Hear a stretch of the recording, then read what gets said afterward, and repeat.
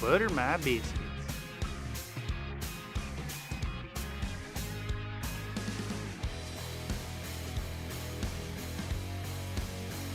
And a double helping of gravy.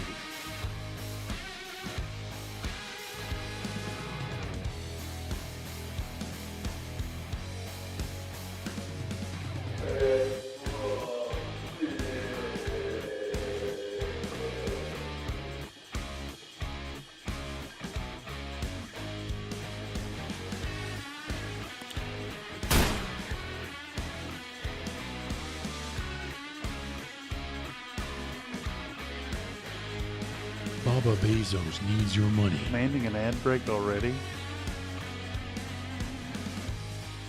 I'll hit the button.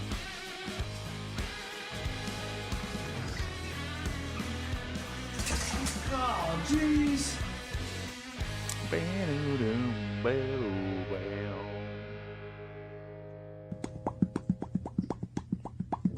I'm working on heading that way.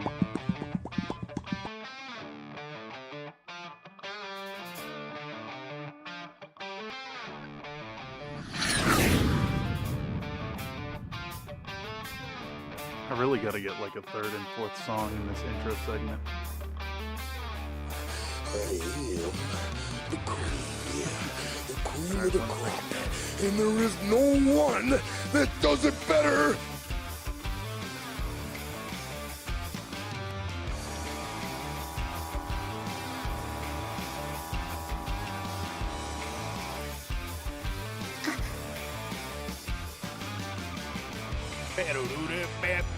No.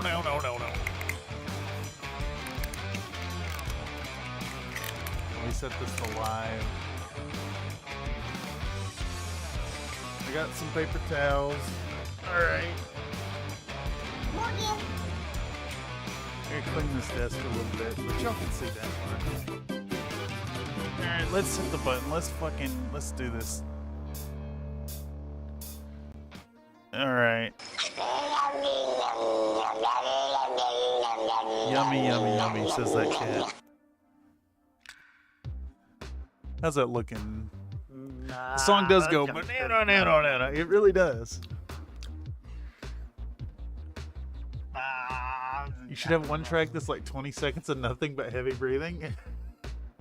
I could just do that, you know. I could log in and just breathe into the mic. Well, you want to woo woo? It's that woo woo. You know what I'm saying? Some neighbors are saying way too loud. That's only in the morning. He supposed to be up Bippity cooking boppity breakfast. boo. Welcome Slink, welcome Surveillance Wizard, welcome Comstar Knight, welcome another Nate. I cannot believe how much love you've given to the channel and showed up so much during this month of insanity. The number one and the It is well appreciated, but holy moly, y'all are too kind with your time. God, not God, because the Antichrist, it's me!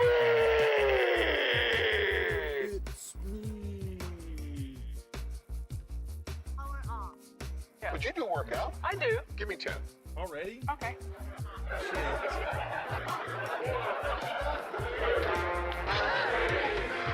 Bye, everyone. She can go on forever. 1, 2, 4, 5. We're talking about the thugs. T is for terrible, H is for hell, U is for ugly, and G is for jail, cause the thug king fell. A piece of paper.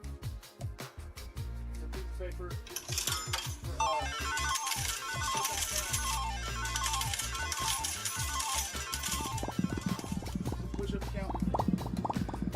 Push-up counting, yay! I lost my pen when I was mucking around with the drawings.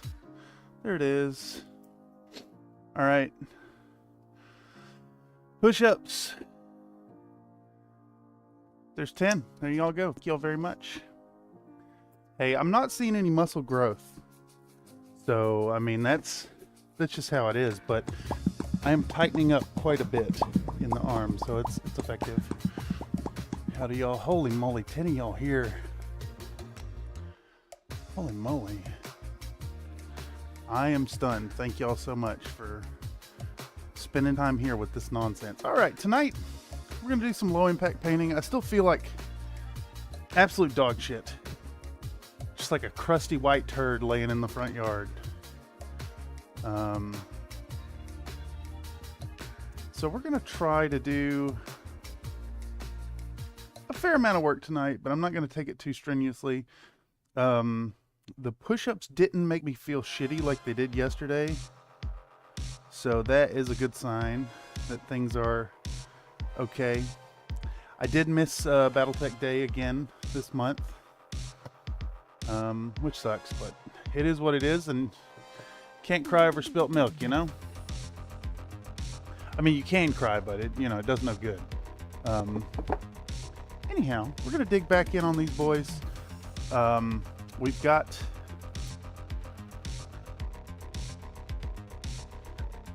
the dry brushing done, though I'm not 100% pleased with it, to be honest, y'all. I think we need to do another layer of some light touches of orange to give them some life. And I got a few little spots that could probably use a little bit of love from our Blood Angels Red. So we're just going to pick some tasks. We're going to go at it. You know, make it work. I think we're actually going to switch to the dry palette for our metallics right now. So let's dig into that first, and then we'll clean up some of the red and hit them with another dry brush. There's little spots like right here on this guy, like the join between the white and the red is a little splotchy. So I think I want to take a really sharp, tiny brush and get in there and clean those edges up. Yeah. And that'll look pretty good. Oof. Oof? What is the oof? Big loss? Oh, yeah. You know, I tried to fix the gambling to where y'all could gamble it all. But it does seem to like tie it to an arbitrary number that was like 10 million or something. Also, the bot is being a little slow. I think maybe it's my connection. How's it for y'all? Are y'all getting any buffering? I still see a green light over there. It's hard to tell from this distance. My left monitor is like the OBS, and then the right monitor is the playback of the stream. Looks good so far. Okay, excellent. Hello, Mr. Kotex. Welcome. Hope you're doing well this evening. Man, I'm absolutely stunned that y'all have come through for all this nonsense and shenanigans. We will dial it back, of course, going into the future. I don't expect more of this insane stream every day. We'll get back to some kind of normalcy in January. Maybe like a Monday, Wednesday, Friday thing. I'm not really sure. We should probably take a vote, actually, in the community. If you have any thoughts about it, please don't hesitate to let me know somewhere what times work best for you. All right, let's bring this camera in just a touch, maybe like that much. We're going to start with some metallics. And we've had time to let this feller dry, so we can start by coming in and doing a second coat over those areas that got thinned out. Unfortunately, when you use this paint on the wet palette after like, I don't know, 15-20 minutes, it starts to thin out so much that it no longer gets that nice one coat coverage. So I think the strategy here is to put small amounts on this dry palette and then just top it up as it dries out. This stuff works best either through an airbrush or when you can apply it full strength. It's really thin, so it doesn't clot up details, and it's really, really, really pigment dense, so it fills in all that stuff. When you stream, I paint along. Heck yeah, man! Welcome back, Splatpunk. Time for me to eat while you eat paint. I do eat a lot of paint, and I tell you, I don't intend. I don't just log in here and I'm like, oh, I'm gonna eat paint today, but it's a habit of time a habit developed over time, over years and years of painting. Tonguing the brush gets it perfectly moist, perfectly clean, and reshaped to a very usable point. It is the superior way to shape your brush. And see, I've just extrapolated that on out into reshape the brush while there's still a tiny bit of paint on the tip, and I end up eating a lot of paint. So maybe it's bad for my health.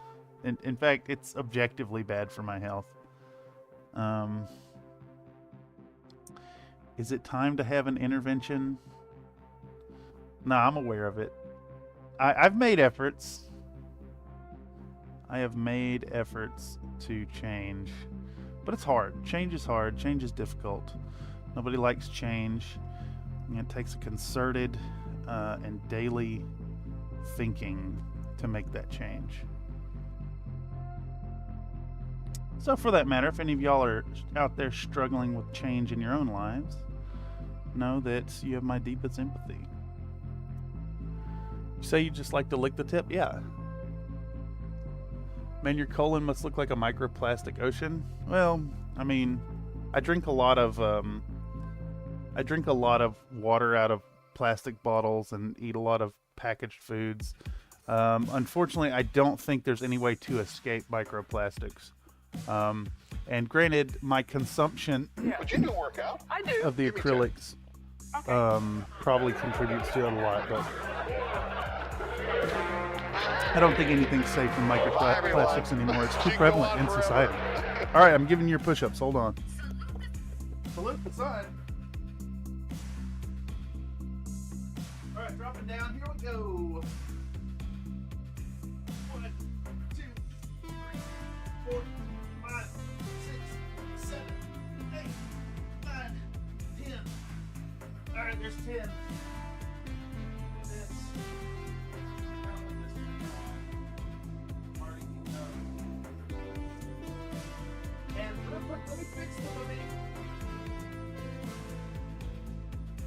I gotta fix the Babink real quick. I gotta fix Babink. Hold on. Quit. Relaunch.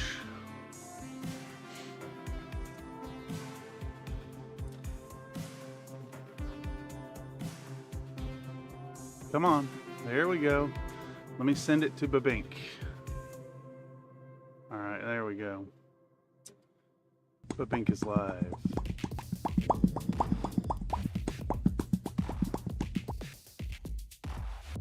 Okay. I'm coming back. Alright, so on the agenda tonight, let's blast through these metallic bits that I started yesterday. I need to figure out how I'm going to pack all my paints and stuff. Yeah, that's huge. I am. Spit into an airbrush lid. The spit is a secret sauce. I use it to restore paintings from the 17th to 18th century. Human spit, yeah. Spit is also used in drawing tattoo art.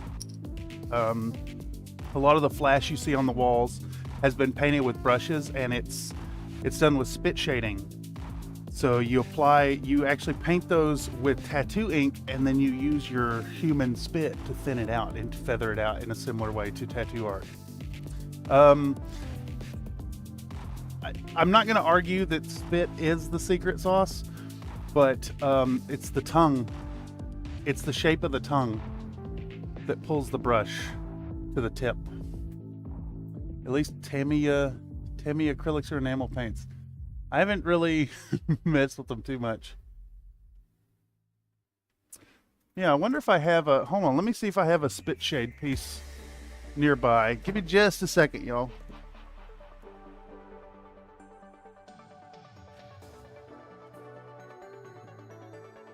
I do.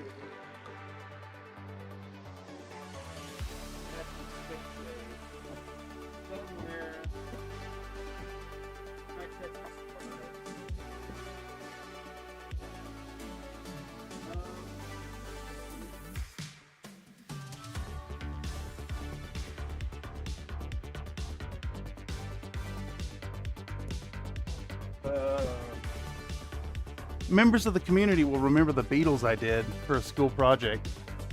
These originals here are done in spit shade. This is all painted with tattoo ink. And then it's an ultra fine Sharpie for the line work. So like you'd put the dark color down, and then you take your brush and you lick it and pull it to a tip, and then do little circles to pull it out. It's all like watercolors. But yeah, this is a really fun piece that I never got to tattoo into skin, unfortunately. People who come into the shops in southern middle Tennessee tend to want way more basic stuff. Lots of script, lots of religious quotes, lots of crosses. Nothing like fun and creative, unfortunately. Colors? It was really fun. You know, I firmly thought I would end up doing tattoo for my career. But I ended up having differences with the shops back east. And then I'm just simply not good enough to work in the Bay Area. I would need to go through a lot more training.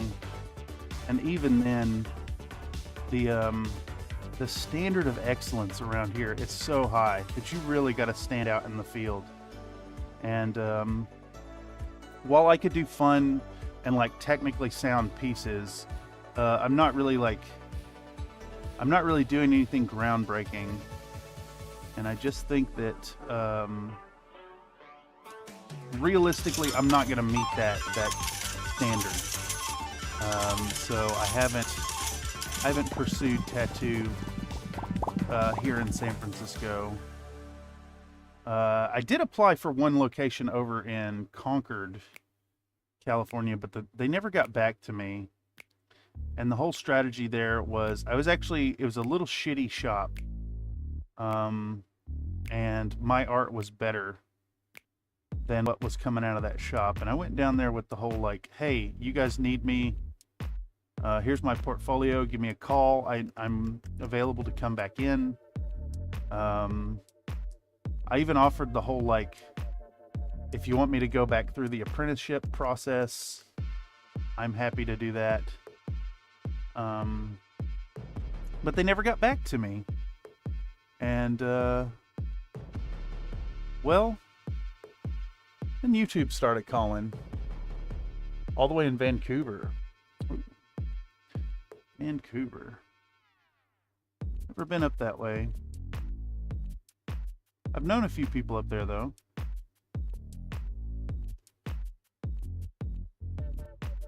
Nice splatter.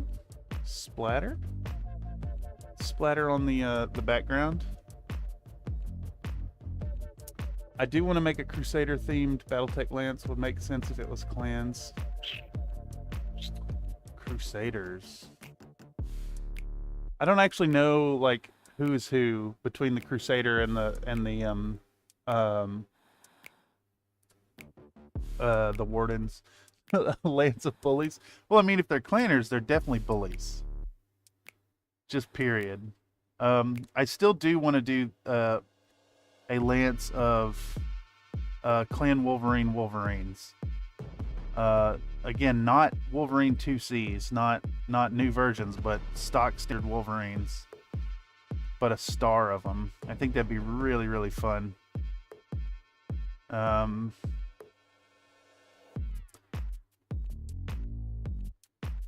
then, of course, a proper Liao lance of 4 Vindicators. Yeah, but we got some fun themed lances that can potentially happen. Maybe if I turn them into 10-minute minis, they'll go a little easier. I'm planning on having a video out every 2 weeks going into 2025. It's, you know, it's a tall order and they take a lot of work, but the algorithm is demanding it. Especially if I want to grow the community enough to like get more people involved in the photogrammetry games and get more folks in on the Tabletop Tuesday, which is coming up this Tuesday. If you like live play and RPGs. Make sure to stop by 6 p.m. PST, same time slot as this one, and watch the crew go through our Dungeon Masters module in space. We're playing Mothership. And of course, your super chats there count as statements from the Dungeon Masters, so it can drastically affect the game in wild and unpredictable fashions for as little as $2. Check it out if you're interested. No pressure to attend. Okay. So, we just got a whole bunch of monotony going on here. Gonna fill in these grates, gonna fill in these weapon ports, gonna do antennas. We're gonna hit them with an ink wash. I'm gonna aim to go for 3 hours tonight. If I feel especially cruddy, we'll call it after 2. Photogrammetry, tell me more. Okay, so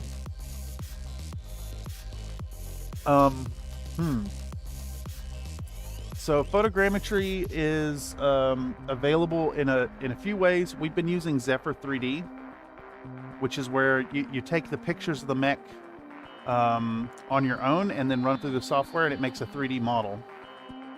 So the idea is you paint your mechs, you photograph them with photogrammetry, and then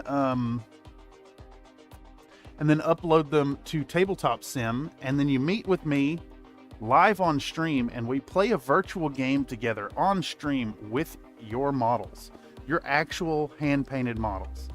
And in fact, let's try to... What's going on here? Why is that not working? I've been turned on to this WideR app that it makes it really easy and accessible to everybody, but it does cost money. But in the meantime, let's get this started, and I'll do one while we're on chat here. So let's run one of those Derek's Devil's boys. All right, so we'll do the catapult from my last commission. Get it set. Zephyr? 3DF Zephyr, yes. Another Nate, if you have a link to it, would you mind posting in the chat? There is some discussion about it over on the Country Fried Minis Discord in the photogrammetry section. But there's also this WideR app. So let me launch WideR here. And we're gonna hit the add button, and we're gonna do a new scan. And what it does is it's gonna take pictures at a set interval. So let's move these things on the backdrop. We're just gonna we're gonna let this run for a minute. Yes, 3DF Zephyr. So the idea with 3DF Zephyr, unfortunately, is that you have to take your own pictures. I use the guide from 3D or dicefromhell.de. Come on now. And there's a guide for that. This chart thing that you can spin, and it helps to line up your shots. You run them through the software, and then compile it into a 3D file, export it. It requires a little bit of know-how with Blender, and then you upload it to Tabletop Sim, and in doing so, you're able to play with your painted models in Tabletop Simulator. So that's definitely something I want to focus on going into 2025. Is these virtual games live. I want to make the hobby accessible to folks who are in places where they maybe don't have communities, they don't have local gaming stores. As someone originally from a small town in Tennessee, where like accessing gaming was tough, I think it's great to have that available, and we want to work together in the community to make that more available to people, and also try to cultivate some more fun, some more deeper RP and lore and all that fun stuff that really enhances the BattleTech experience. And yeah, expect to see more, like the live game with Tobias and the live game with Locust Labs.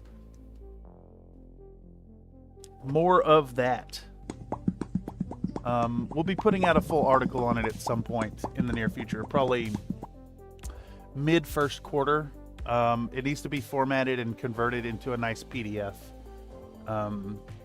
So for now, what I'm doing is I'm letting this thing rotate, and it's just taking picture after picture after picture after picture after picture after picture. Oh, welcome to the Discord. Yeah, check it out. You want to see what you got going on? Definitely. All right, so I'm letting this thing run, and you can't really see the phone screen, but it's taking a picture every few seconds, and I'm going to let this run till it does like 200 pictures.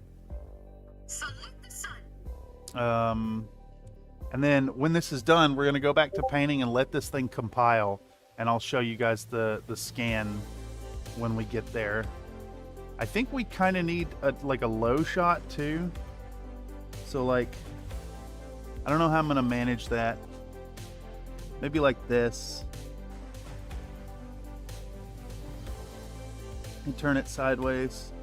No, I need you focused here. Thank you. 130, 131. It is just not focusing.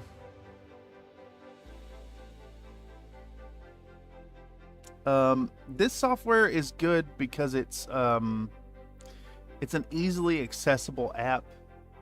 It's bad in that it costs money. It's like $9 a month or $70 for a year of access, but you can do 5 free tests with it if you decide it's something that's worth doing.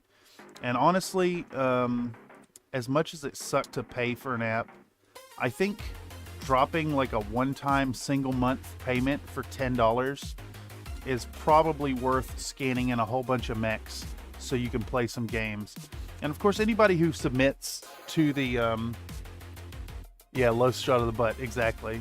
Anybody who does submit and play in the CFM streams for this will get your mechs added to the mod, to the workshop item for Tabletop Sim. So they'll be in there for good. And like, if you want to play future games with those painted models, they will be accessible. We want to make BattleTech more accessible to everybody. And, you know, it's not unheard of to think that there's game stores that either aren't accessible to the individual or like they only play Warhammer there. Month of Madness. Yes. Month of Madness indeed. $10 for 1 month to scan my 90 minis wouldn't be a bad deal. Yeah, and the thing is, like, the here, we'll go done. So now I've got 199 shots here from all these angles. And it's going to go in and compile this and kind of put them all together as best it can manage. And hopefully, with a little luck, it'll work. So we're going to have this, we're going to set this to generate 3D model. And we're going to leave this over on the side while it's uploading and get back to painting. And then I'll show y'all when it's done. The thing about this software, okay, yes, it costs money. Are there free options out there? Yes, they take more work and more understanding. This here is going to be, this is more accessible to the every person. And the trade-off is that it costs some money to do so. But yeah, like if you got like 90 models to scan in and add to the photogrammetry project, this makes it way easy. Else what you're doing is you're taking this thing. I don't know if y'all can even see that. But I got like a marking on the front somewhere. There it is. And we line up shot 1 and we put our model in the middle. And you have your camera on a tripod and you're going to do 25 shots, one at a time. And you take the shot and you turn it, and you take the shot and you turn it, and you take the shot and you turn it. And then you adjust the camera down low and get like a straight on shot, and you do 25 shots. 3DF Zephyr lets you use 50 photos for free. And this requires a bit of like camera know-how and the ability to take really clean, crisp photos. We've had a community member successfully use their cell phone camera to do it, but it's generally better for a DSLR. If you can make something people can use and they won't die, make some money off it. I mean, you're that's kind of treading the line of like, I think that applies as long as it's, and they won't die without it. Okay, yes, and they won't die without it. Yeah, that's what I was going to get at next. If it's a necessity, then profiting off it might not be okay. But hey, we live in Western society here, y'all. This is like, no matter how we feel about capitalistic pursuits, it's the reality of it. Have a Nikon wet lens. I just use my, let me grab my EOS.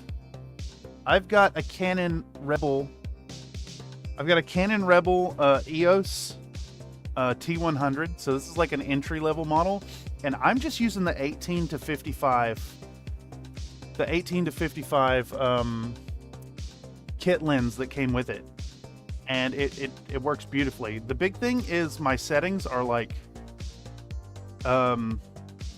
you want your f-stop as high as it can be. You can see here I'm on f32. You want your ISO as low as possible for the highest quality shot. So to compensate, I've got this on a half-second shutter speed.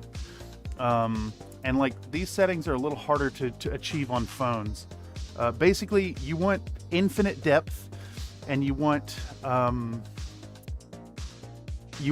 photos as clear as possible, and then you want as much contrast as possible between your model and the surface you're shooting on. So like my my guide here, I don't know if y'all can see how shiny that is. This is printed off and mounted to one of these airbrush turntables, and then it's gloss varnished. So because I'm front lighting the model, light hits this thing and bounces up off it, and makes this really, really dark black. And then you shoot it with a neutral black background, and it just works. It works really well.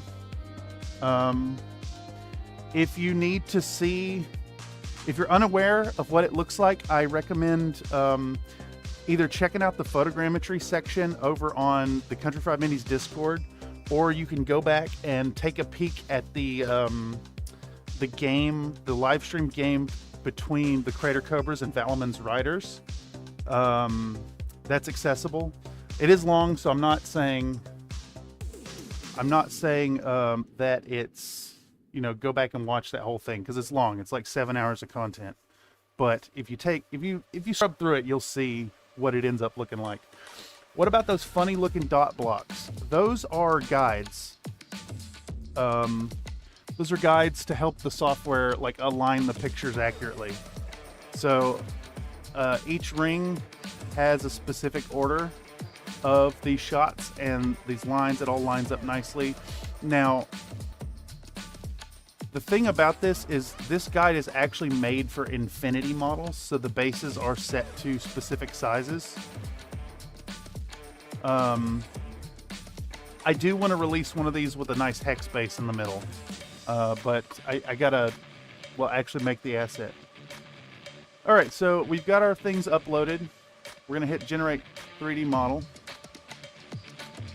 I guess for some reason it backed up out of the upload, so we're gonna reattempt the upload, and I'll pull this back up later in the stream.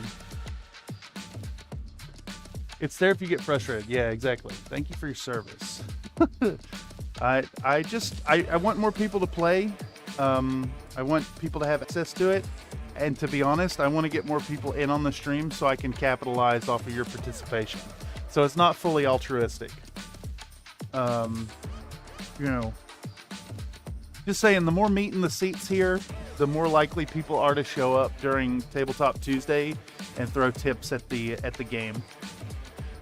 So, as always, I want to be upfront and clear about that. I'm here trying to create content on YouTube as a living. So, like, yes, I am begging for your tips. I am begging for your donations. I'm asking for people to join up as members and patrons and all that stuff. But the caveat of that is I in no way require that of the people who are watching. Like, most importantly is this content that y'all can just ingest as you will. But you know, it's all available. In fact, if you check my Patreon page, you'll see that I publicly show how many people are subscribed, how much I'm making. I'm not trying to hide any of that from y'all at all.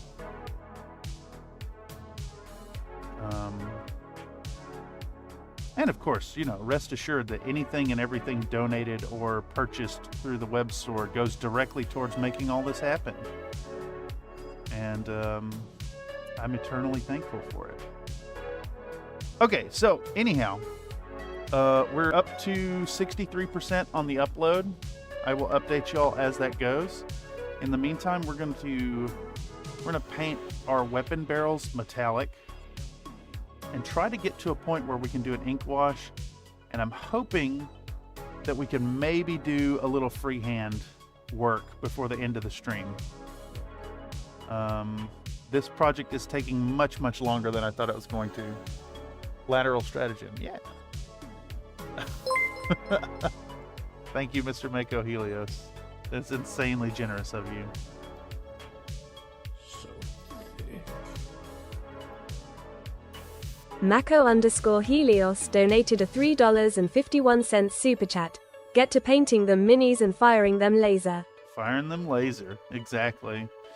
And I mean, you know, moments like this, is it good to give positive reinforcement like that, you know? Begs for change is given change, reinforces that change is got through begging. As of the end of crater covers, you ain't hiding nothing. Well, yeah. I did put it behind a blurred out screen though. So it's kind of hidden. I left some to the imagination. Let's put it that way.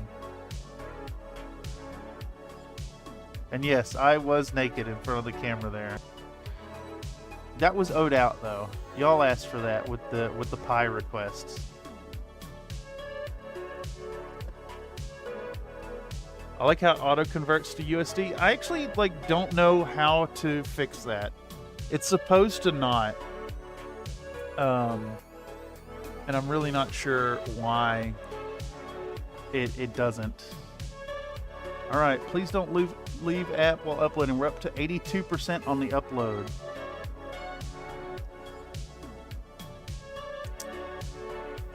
All right, I think we want to do this whole front of this box actually. So let's bring this thing a little further out. Again, this is, we're using acrylic metal color, airbrush colors, duraluminum. I find that this color is really, really bright, shiny. And because it's so damn shiny, when you put that Nuln Oil over top of it, it makes for a really, really nice contrast between the super bright silver nature of it into that black brown of the NULN oil. My go-to for painting metallics anymore. Okay. Now, this thing has a fuck ton of little vents on the back.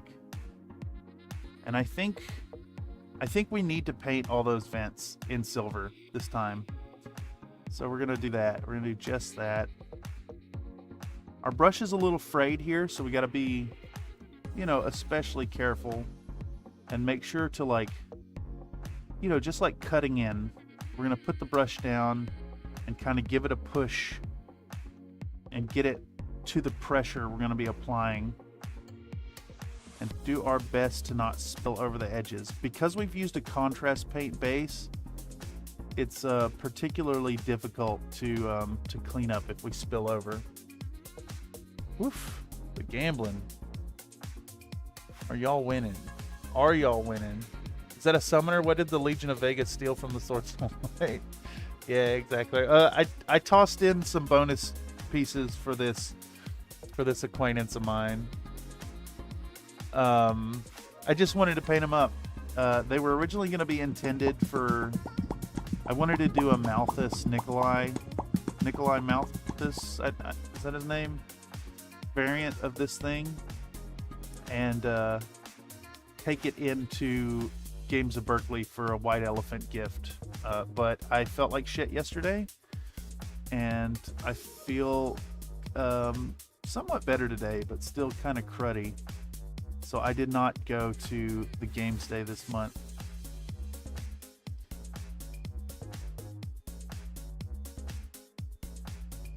And I guess that underscores again the whole like importance of putting together an online community, a place where we can play games, we can roll dice while still enjoying the hobby. Like in my case, we have BattleTech available, but it's once a month. And if something happens and you miss that, or you miss that a few months in a row, you're all of a sudden not getting that BattleTech fix. So to have a way to meet up with your friends online and play the game while still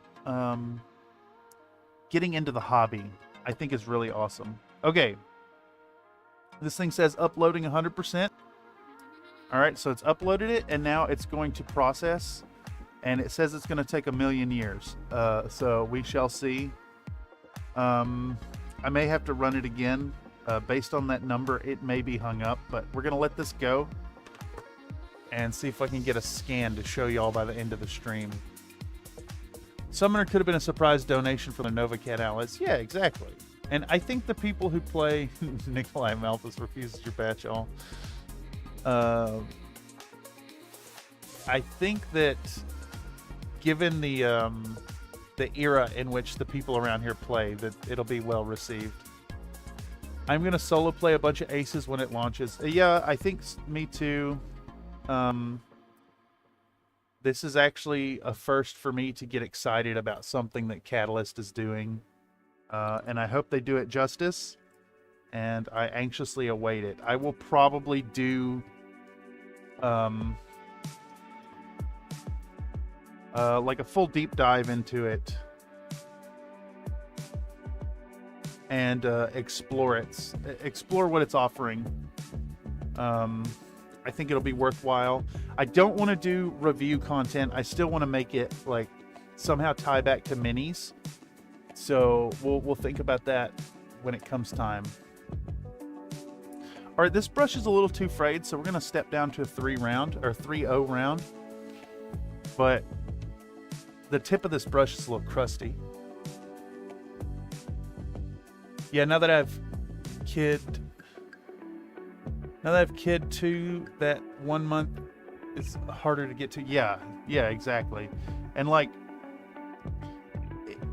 especially in like that kind of situation, if you have a way to play that's a little more asynchronous, but you can even save the game, that you can help deal with your kiddo, hop up away from the game table without having to rely on somebody to like help you with their babysitting efforts so you could play a game. And I mean, like, frankly, that's immediately available through stuff like MegaMech, or just playing in tabletop sim with models that exist there.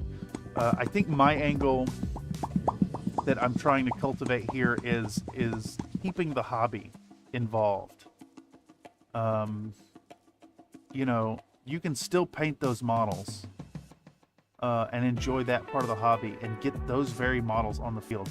Sure, you're not getting the tactile sensation of viewing it yourself and rolling the dice on the table, but they're still your models, and it's a special kind of feeling. Also, that said, if any of y'all out there are interested in trying it out and getting a game in with me live, let me know. And whatever you're painting on, I will paint a force to face you and match it and have new models for the moment. I try to not use pre-made models at all. Cards simulate the Op4 and the Aces card-based AI.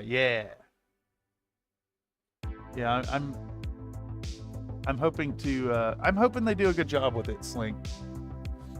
One negative to Mega Mech and TTS is not having the physical minis. TTS, at least with the photogrammetry, can be your models and not some bland default. Yeah, exactly. And I think that, like, that for me is the line that makes the virtual game kind of shitty in comparison of playing with your own stuff. And it's not exactly the same as showing up with the minis. No, it's not exact, but they're so close. It's very much still playing with your models. They lose a little bit of geometry in the photogrammetry, to be fair, but it's so close. It's remarkable. And I learned about photogrammetry through playing Infinity the game. There's a big project by Vol SC for the Infinity community to play Infinity and Tabletop Sim with physical models, with painted physical models. And it's so well done. I just want to expand it to Battletech.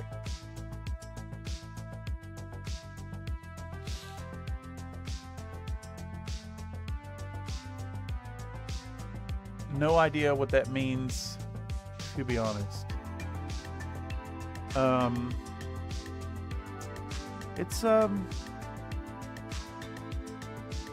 It's interesting. Check out the game between myself and Tobias. What was it, last month? But you do work out. It's a live stream. It's a 2-part live stream that took about 7 hours total because we played Classic. It was really Bye, fun. everyone. All right, She can go who's on responsible for forever. this? A biscuit rich or something? Yeah. All right, 10 more coming up for y'all.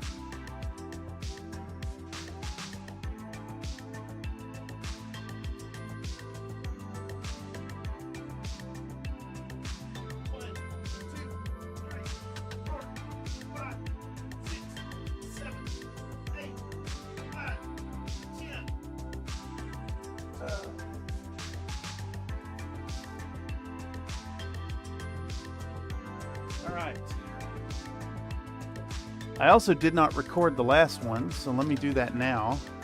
That pulls us up to 30 total.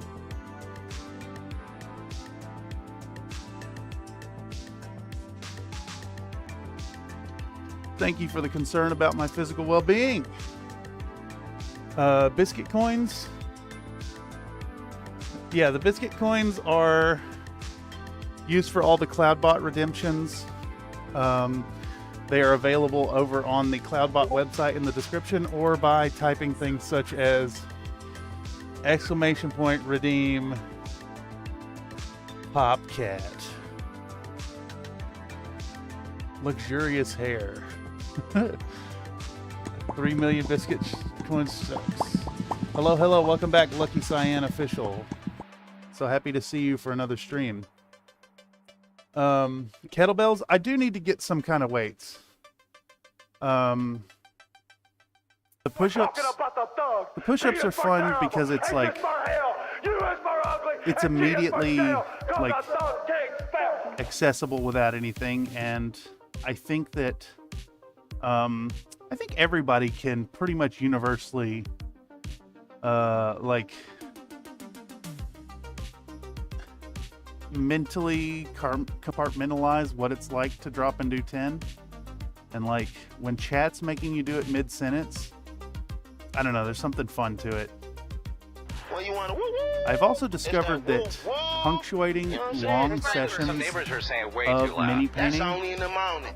with short You're bursts supposed of to be up cooking exercise is breakfast for actually somebody, and so that's really like an good alarm for the clock. process. It's like a hard reset in the moment for your brain. That said, there are limits to that. Chat tends to like be really good about picking out moments when I'm like really pissed off about something. And that's when the push-ups come in. That's why they call it one of the prison exercises. Heck yeah. Best effort to real gains ratio, like cannonballs with handles. Oh yeah, I think the best thing I have for like curls and stuff and weight exercises, I have my bass guitar amp. I got a little 15-watt thing it's heavy enough, and I've got some distance bands. But the push-ups are just, I don't know, there's a certain amount of like disruptiveness for a stream, hopping up and having to do them and whatnot.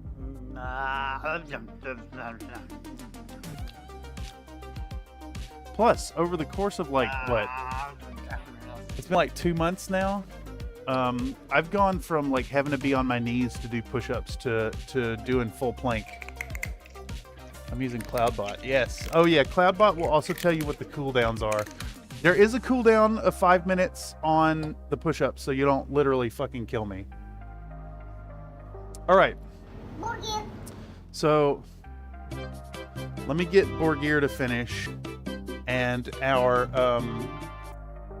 3D model is finished, and I want to show y'all. I must insist that you make that a roll at 20 good to show y'all how quick and how accessible it is. So I took these pictures, what, 20 minutes ago? Let's just wait for the screen span so I can show y'all. This is why the redeems exist.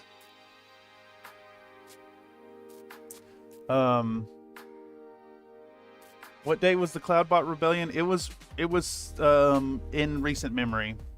So just sharing. This is that model. That is this model in my hands right here, ready to go as a 3D model. That's accessible. And what you can do is, if you paid for this app, of course, you can export this directly to an OBJ file, and then bring it into Tabletop Simulator, and then you're playing your virtual game on a virtual tabletop with the models you painted. And I think that's just like beyond incredible that this technology is available, and I really want to embrace it going forward. Yeah, it's really fun. Now, you can do this without the app, of course. You use Zephyr 3D. There's a guide to follow on dicefromhell.de. And you're able to access this for free with a few extra steps. What model are you painting? I'm sort of new to the mini world of Warhammer LOL. My buddy's in the process painting some Noise Marines, though, purple and gold. We actually don't do Warhammer here. And I want to change that and do occasional pieces of Warhammer. These are mechs. These are all 3D print models for Battletech. So this last one I was working on is a Thor, also known as a Summoner. This one is sculpted by Locust Labs, friend of the channel and fantastic sculptor. We're going to be working on another Locust Labs sculpt, this here Mad Cat. And these are painted up in the scheme of the Legion of Vega, the second Legion of Vega from the Draconis Combine. So very red for Karita, and then the white, the like very bright light gray secondary color. A lot of fun. We will be doing some Warhammer at some point. Let's see. Last piece of Warhammer I did was painting this skink. For the collaboration with Peganeko. I think we do have another piece of Warhammer on the horizon. We're going to be painting Horticulus Slimux at some point, and one of my clients has requested that I paint up their I can't remember what Legion it was, some Space Marine captain. So I have fun with that. I'm also working on some 2nd edition models slowly. I'm going to be painting up the 2nd edition box set and making them Imperial Fist versus the Arch Arsonists orcs to kind of play out the whole Ren's World massacre thing. Nice, tough application, pro level. Looks Slab sculpt's a really nice Rakshasa. Yeah, this one I went with the weird variant too. This is the one that's got a pair of ERPPCs and then forward and rear facing SRM6s. And I thought this would be a really fun one to give to the client because nobody has this sculpt.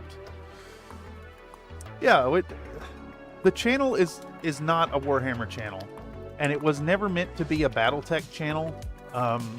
But the success we have so far has all been through BattleTech, so I want to cater to that community. Jealous, my first GW purchase was 2nd edition 40K. I bought the box 2 years ago for my birthday. I got a good one on eBay that had all the parts. It was expensive. It was definitely expensive, but I picked it up and it has been sitting on the shelf unpainted. And we'll get there eventually. What got you into this fun hobby? Can you remember your first experiences? Excellent question, Lucky Cyan. And these are the type of questions I live for. So I grew up, I was born in '87. So I'm a child of the 90s. And in the 80s, like before I was born and into my very early years of life, my dad was a D&D guy. And so here I am, like a little kid, and my dad had these awesome toys, these fucking incredible toys that me as a kid cannot touch. And like, I couldn't wrap my mind around it. Stuff like these like Grenadier old school D&D models. And so I think there was always that brewing in the back of my mind. And then older and starting to appreciate the art, like digging through my dad's magazines. What was that one magazine? Wizard magazine, was that the name of it? Seeing cool models, even seeing like the 2nd edition Warhammer ads as a kid. That influenced me. And then my dad also had the 3050 and the 3055 technical readouts for BattleTech. So I grew up reading those. Like, here I'm 5 years old thumbing through technical readout 3050, and that stuff is burned into my brain. Like, you know, kids these days know Pokemon. I knew battle mechs. I remember playing Crescent Hawk's Inception on my grandmother's Windows 3.1 machine. And then one day when we got older, my dad set myself and my younger brother down at the dinner table, and we all sat there together and painted his Hero Quest models. If you can imagine, he sacrificed his Hero Quest models to us kids, and he taught us to dry brush. I'll never forget that day. We dry brushed the skeletons, the mummy. We dry brushed the little rat that goes on the shelf. It was great, and it stuck with me. And then I think my like first proper models were 2001 when the Tau came out for 3rd edition Warhammer 40K, and my dad took me up to the Games Workshop store in Nashville. I think it was Nashville. I can't remember if it was the Opry Mills Mall or Horse River Mall in Murfreesboro. But I picked up that Tau Battle Force for my birthday, and it's been history ever since. I've been painting models since like 2001. Admittedly, I didn't get a lot of painting done when I was younger, but I started as a Warhammer guy, and I think that's a natural end to the hobby for a lot of people, because let's face it, Games Workshop is really big, and a lot of the like more questionable practices that they pull lately with their capitalistic dominion is from the success that they have. So like, we can't really throw too much hate in that regard. It does bring people into the hobby. Is GW anti-consumer? Yeah, they are, unfortunately. But you know, I think Warhammer is a good inroad, and that's where it is. Wizard was one of the Magic the Gathering pricing books. Okay, Dragon magazine. It might have been Dragon. I have a whole bunch of Dragon ones. Slink says late 80s, early 90s. When I got into BattleTech, I was there in the dark times, and the clan invasion had no battle value. Yeah, exactly. All tonnage. Splatterpunk says, I'm selling my 3rd edition Epic 40k rare and old full game content plus Eldar box. Sadly, no OG box. If you're a member of the Country Fry Minis Discord, I'm not sure people will bite, but you're welcome to post that. We have a few sections where you could post it if you want to list it there. We do self-promotion, and you could probably put it in the models to see category. If you like to try and get people interested in it. I'm not, like, I can't do it myself, but someone might be interested. HeroQuest is the best board game ever made by mortal men. I have HeroQuest. I have a near mint copy of HeroQuest. We might paint it on the channel at some point. Lucky Science says, that's so cool. I hope you have similar tales that you can reflect on years from now. Slink says, first model I ever bought was the Ral Partha Atlas AS7D. I actually desecrated it with my paint job. Yeah, that's awesome. I have some old models that haven't gotten any paint yet. I want to paint this soon. This Ral Partha blue card Mad Cat. The old school art. I believe this is still... This may still be lead. No, it's Relidium. This is post-lead. I think the orange card ones are lead. Oh, it says it right there, lead-free. So lead-free pewter. We'll paint this up. We'll give it a loving paint job. And we're going to deep fry it at some point in the new year to get a new intro video for the channel that's a little shorter. I do find that people tend to click off because it's so long. The long cold reach of Games Workshop. Yeah, I mean, I cannot hate too much on Games Workshop because they are what got me into the hobby. Like, I have a Space Marine tattooed on my leg. You know, I'm there.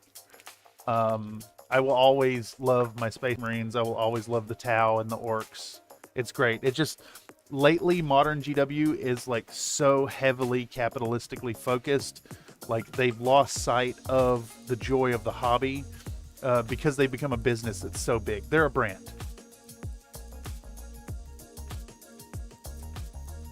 Oh my God, got to be a Mech 2 paint scheme on that one. I'll consider it.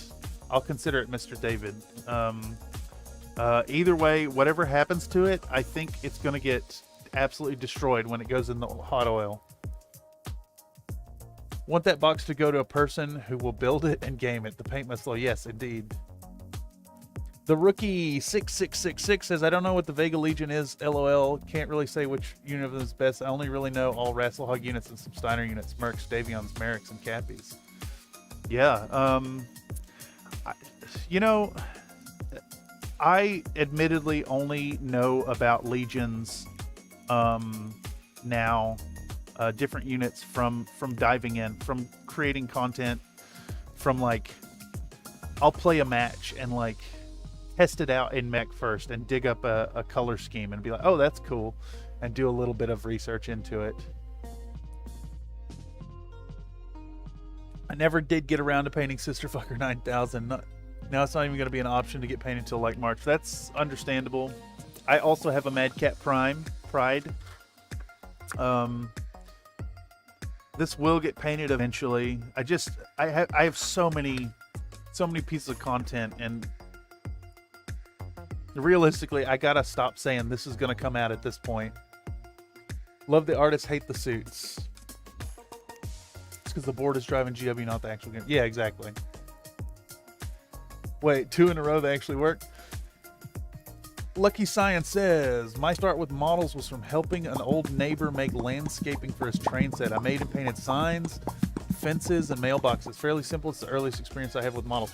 I honestly think that's a really good foundation as well, because that'll give you that understanding of like the composition of things beyond just putting color on armor panels, or like lens jeweling Space Marine eyes. To have a good idea of how you're going to make composition on the basing is really, really important. It's funny that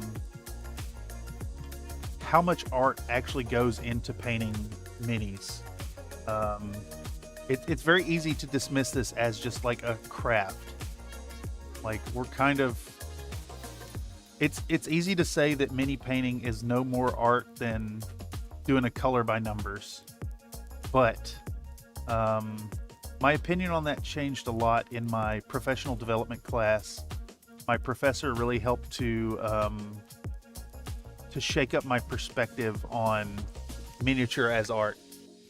So I think it's very valid. The rookie 6666 says, I don't touch the Kurita units with the 10k meter pole, especially for how they treat POWs. Even the genetically engineered mech warriors are better than... Dude, that's so funny. The rookie, that is my exact stance on Kurita. I have long held that Kurita is the bad guy because of that very factor. Though, as a middle-aged man, as a guy in his mid-30s, shit, I dare say, in my late 30s now, is 37 late 30s? I think it counts.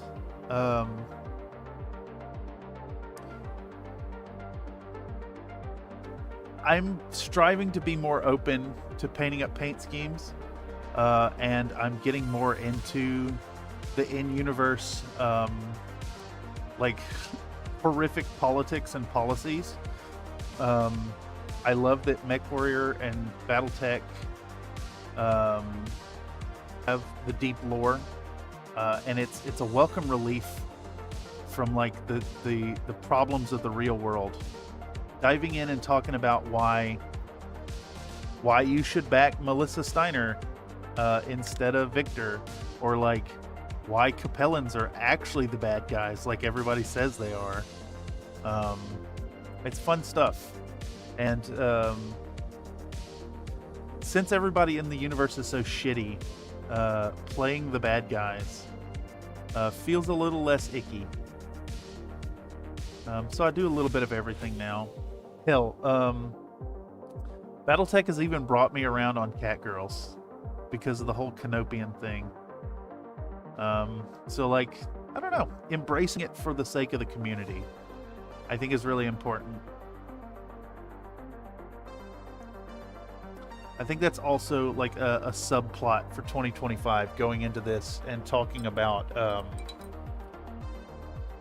being more open to things that you normally say no to. Let's play games in the Jihad. Let's play Dark Age games.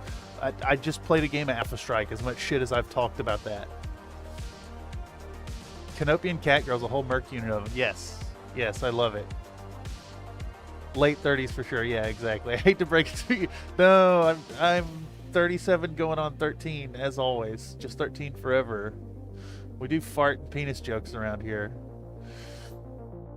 Nope, Cretans will stop their mechs once they get down yours chart, then charge you with a Kana. They don't take POWs. So, evidently that happened in a certain period, but wasn't always the practice, as it's been explained to me. But I agree, it's just forever tainted with the dishonor of killing down mech warriors. Actually, like, if you think about like the idea of killing mech warriors at all, it's really interesting that we take that so nonchalantly as gamers in the BattleTech community. It's weird. It's weird to kill pilots. It's weird to kill mech warriors. I think because we play so many, as a community, we play so many pickup games, we forget that like these are clashes of the nobility. These are people representing a cause. War itself is a sport. We're not fighting to the death. We're fighting till someone yields. And I think that's part of the whole bent of playing these photogrammetry games. Part of what we're doing here is to introduce a third party into games and have game masters. I wouldn't say Kurita are evil exactly. They're definitely heels, but all factions are heels. Yeah. Yeah, but Cretan women. Must have been some other Friedrich Steiner kept in Cretan jails becoming fuck weird. Yeah, exactly. It's all gray areas, and I think that's part of what's fun about BattleTech is like even the best case scenarios are really really fucked up. Like someone was talking about the seat of the SLDF, Unity City, I think it's called, and like why is it in Seattle or why is it in Washington? And come to find out it's there because we were already doing fiefdoms again. Yeah. But you do work out. And someone did Okay. uh-oh. It's push-up time, y'all. Hold on. Bye, everyone. She can go on forever. Back down we go. 1, 2, 3, 4, 5, 6, 7, 8, 9, 10. There we go. That's 40 today. That's 40. That's 40. That's 40 today. That's 40. Let's put them on the list. Damn, thank you much for the care about my physical well-being. What's that do? Popcat? It makes a popcat. Biscuit coins, yes. I know I've played like that on the tabletop, treating it as though people are representing a nation or ideal. Yeah, exactly. How many coins am I allowed to earn a stream? The raw numbers are, you get 250 given to you if you have participated in a 5-minute chunk. You can gamble freely. You can gamble freely with exclamation point gamble and then a number. You have a 25% chance to lose it. You have a 25% chance then to gain nothing. You have a 23% chance to double it. And then you have a 2% chance to 25x your investment.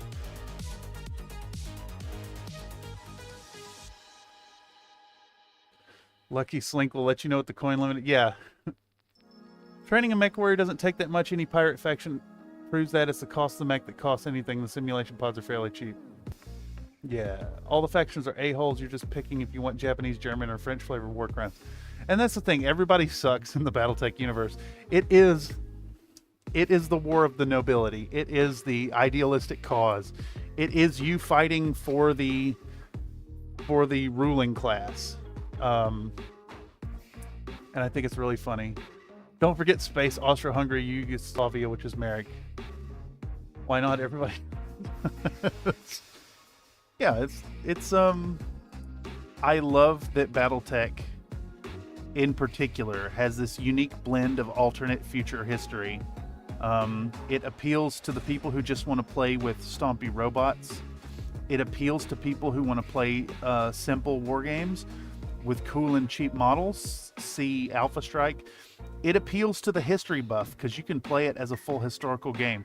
It appeals to the politics junkie because you can get into the politics of the nations in the universe. You can RP. You can play RPGs. And I think that this game is uniquely poised to be there for everybody. It's something that I don't see in other war games, and I'm really sad that I did not get into the tabletop aspect of this game years ago, because I think that would have affected my outlook on who I am. Those of y'all in the community know that like Country Fried Minis is a place where we do not allow discourse of real world issues, and I think BattleTech is a great place because we can flex those issues. We can experiment that. We can let off a little pressure, and we can also all come to the table unified and united behind this awesome game and this awesome lore. No matter from what background you come from, no matter what your ideologies are, we have this amazing game with really fun models and really stupid designs. And it's just, I don't know, there's something special about it. Plus the whole, like, here I'm going to bat for classic Battletech again here. Because of the way it's so random. The whole, like, roll to hit, roll to location, roll to clusters, roll to see if crits happen. It's so random. It's RNG on RNG on RNG on RNG. And because of that, this game uniquely presents a setting in which you can avoid getting salty about losing. It's so random, I can still feel great about my opponent having a good time. You know, just so y'all know, I have a really high loot loss rate in tabletop games, and Battletech, just like, I don't care. If you blow my mech up, whatever. Let's enjoy that ammo explosion. It's great. It's debatable. I say that Battletech has more lore than 40k. Oh, absolutely. That's not even a debate. 40k is a puddle compared to what Battletech offers. Don't get me wrong. I actually love the Horus Heresy stuff. I'm a classic Space Marine player. Like, that's great. That's like, the individual stories in 40k are more like fleshed out and developed than what Battletech offers, save for, what are we talking, Aiden Pride, Felon Kell, who else? Like the main trilogies in Battletech. But even then, 40k's Horus Heresy lore goes so much deeper than that. But there's more of it. Case in the planet, the game with Tobias. We picked a random world and like grabbed the lore that was there and built upon it and formed a narrative around that. It's great. Also, I won't back down that the Mad Cat and Wolverine chassis are the best. Interesting. Mad Cat's a classic. I'm a clan hater. Big time. So, you know, I have pretty controversial opinions where it comes there. I like the silly stuff too. Mercs get deleted by Comstar if they find a mint writer. It's true. It is Game of Thrones, yeah. Streamlabs have beef with me. Streamlabs is a little weird. I don't know how to make it work sometimes. Mr. Casey Freak says, I love classic and really want to do a big campaign West Marches style. Yeah, it's tough to organize that. You just need some passionate people. Counterpoint, Alpha Strike made the Shadowhawk good. At least it was going for it. Shadowhawk sucks in classic. Better off with a Wolverine or Phoenix Hawk. I can see that. But I think that a lot of designs exist for purposes beyond being effective. And that's something that doesn't really exist so much in other games. Like, how many chassis exist because specifically of grift? Or like planetary militias use this particular mech because it's affordable, or because it's readily available, or because these parts are manufactured in this place where they're more accessible.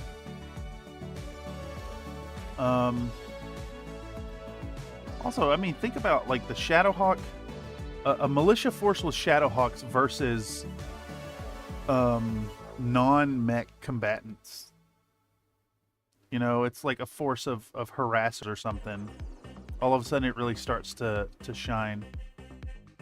Okay, anyhow, I know I've been rambling, but we have blasted through most of the metals. We're gonna do this gun port right here. And I do see a few more little grab handles that we want to fill in. And I think we're ready to hit these with the Nuln Oil. Let's see, did I finish the piping here? I did not. Let's do another coat right here. And then we're ready to do the ink washing. Blood Angels is live. I'm an Imperial Fist guy. Alaric Ward, the one lady running Steiner into the ground. This too, I don't like reading stuff for. Kai Allard Liao, Wolf the Cuck Lord, Aiden Sisterfucker, Victor Steiner Davian, Dan Allard, Jamie the Plot Armor Wolf. 40 years to give you a lot of characters. Yeah, exactly. The 1A1. I love the 1A1 unironically in tabletop, in classic. Scam? What's a scam? Oh yeah. I'll take a Shadowhawk any day, well armored, something at any range, good maneuvering. My favorite's the one with the Rack 5. Yeah. XCFM, most early mechs had flaws, which is why the Rakshasa 2C might be one of the worst designs. Without a doubt, the best optimized mech when it showed up. Grab handles equals ladder. I mean, they're grab handles for what? For cranes and for battle armor, I think. That's all I can imagine. Okay, so what we're gonna do here now, we're gonna finish a coat on this lad here. And I think we want to bust back out our Blood Angels contrast paint and clean up. There's a little bit on this guy right here that wants a little love. So let's clean that up, and then we'll bust out our NULN oil and get it going. Where are we sitting at? 90 minutes in? Okay, I'm still feeling all right, y'all. My throat's a little fuzzy, but the headache is largely gone. Side note, just got my final 2 pieces of the Hamel card to successfully friend. Oh, heck yeah. They're grab handles for Mech Daddy Senpai. Ooh. That's CFM talk right there, if ever I seen it.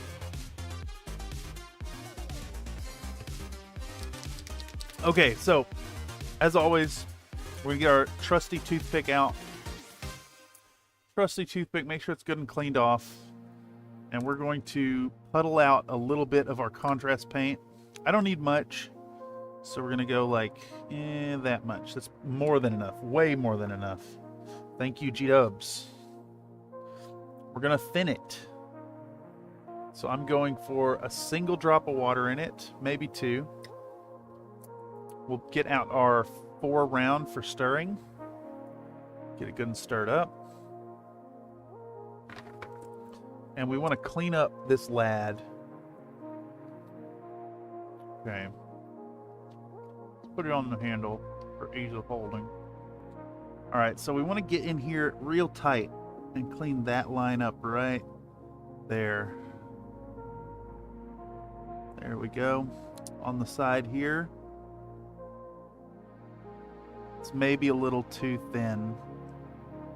Just a little bit, but we'll compensate by putting a little extra.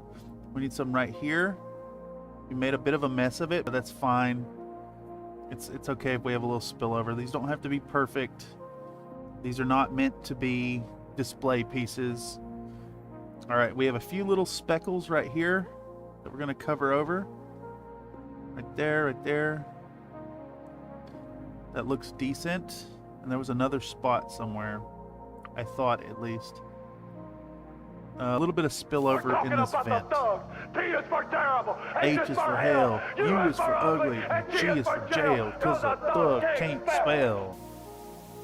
Alright, digging into the next one, we're going to do this Eschebaum's Hatchetman.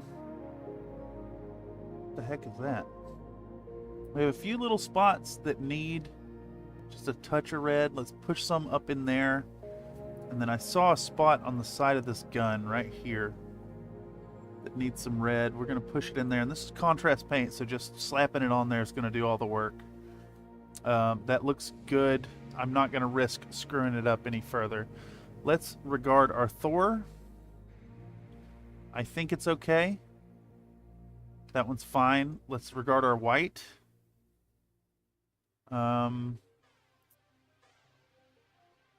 This one's got a white neck. That's fine. Komodo next.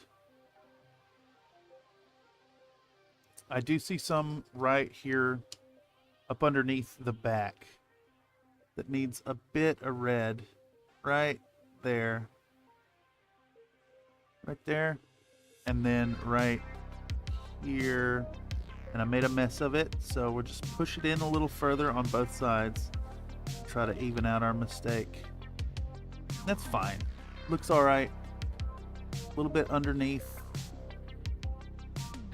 Good enough is good enough. Don't ever forget that, y'all. Remember that. It's tantamount to getting nicely painted, satisfactorily painted models, I should say. Okay. I'm crashing out. Well,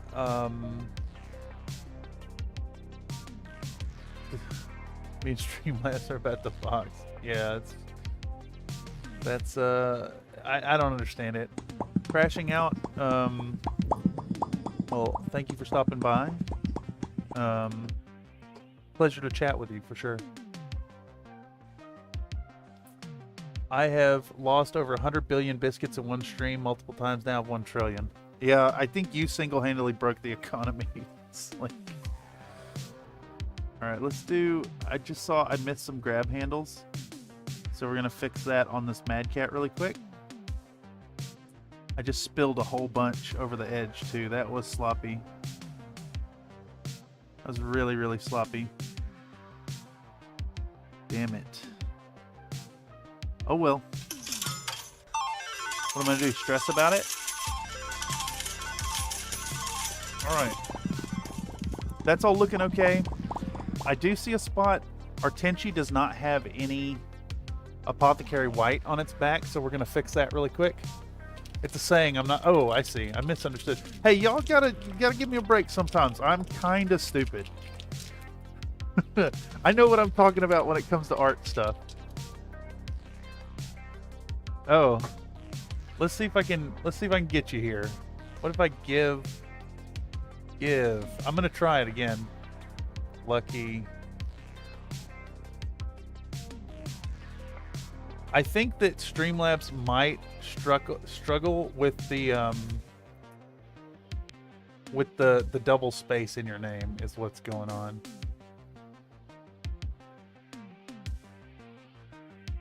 Damn it. What is this nonsense? Go back. Boom. Let's try this. Let's try that. Pow. See if that works. I'm going to fill my coffee. I'm going to be right back. All right. Hit that BRB and I'll BRB.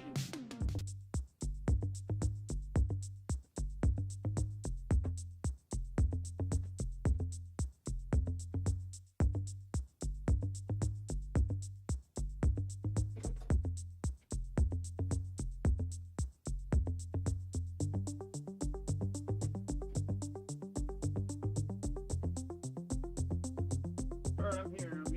Coming back right now. We did say BRB because I will be right back. Paint stream bow. We're back. Yeah, why don't it let us give points? Lucky Sign, you may be a victim of the biscuit economy and have to generate your points organically. Unfortunately, developments in the biscuit coin economy have shifted things where you can't just blast gamble over and over and over and over. BRB music is fun. I think that's Immer Susamen is the name of it. I get all my music from Epidemic Sound. I pay for a license over there.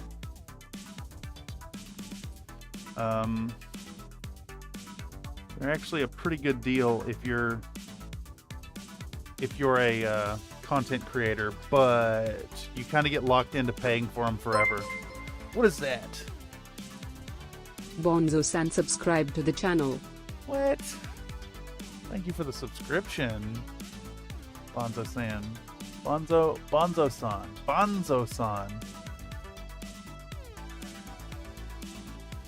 Hell yeah. I'm gonna rebel just so you know. I mean, yeah, that's fair. I'm not holding you to any kind of standard here. Other than what the bots enforce. It's their rules. Of course, chat's in control. Actually. So you're only rebelling against yourself. Alright, we got our thinned apothecary white. We need to slap it on this color here.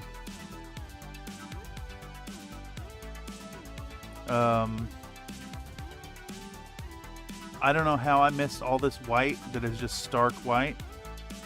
But let's get our gray in there. So remember, white doesn't look white unless you got some kind of contrast on it. Now, whether you're doing it with contrast paint or manually applied shadows, it's the same effect either way. You need something to make the white work. I really love those old GW paint ups of the apothecaries that use like a really light blue and a double helping of gray as the contrasting color. And I think that could be a really good color for it. Okay, there we go. Kenshi is now cleaned up. So next on the agenda is we've got to do some NULN oil. NULN oil.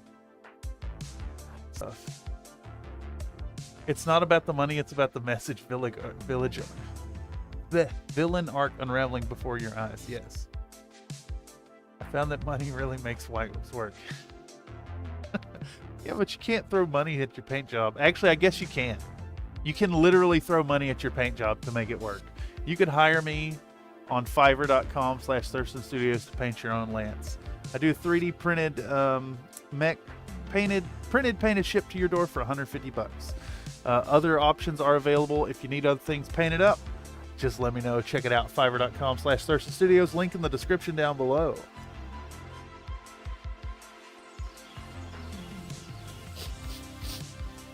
Great plug. Always be plugging. Holy shit. How are you? Streamlabs hates you, Lucky Cyan. Oh my god. Can we not give this man some points?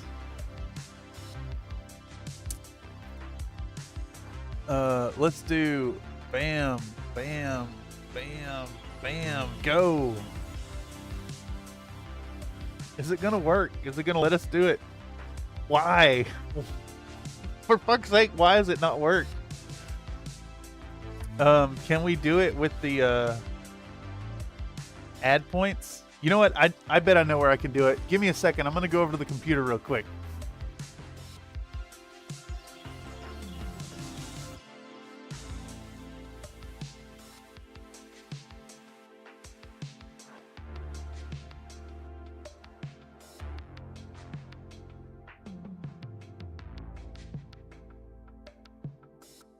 Let's try this. Let's try this. Let's come on in here. Oh, I got my RGBs on. There we go. Let's try this. Let's try to pull you up in Streamlabs. I bet I could do it here. I bet I could do it here. I'm not gonna sit here and get told no by a bot all night long. I'll show you, Streamlabs. Let's make this happen. I gotta sign into Streamlabs. Let's do it.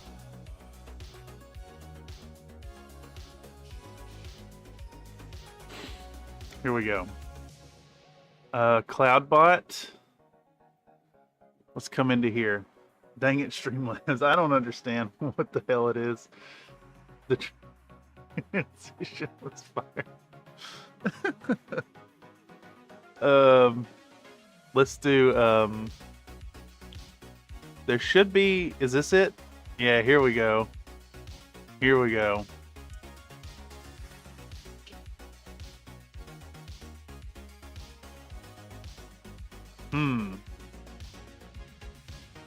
Let's dig. What, you had a low amount, right? You're like way towards the bottom now. Well, butter my biscuits. There you are right there. Boom. I'm going to edit your points. I'm going to edit your points.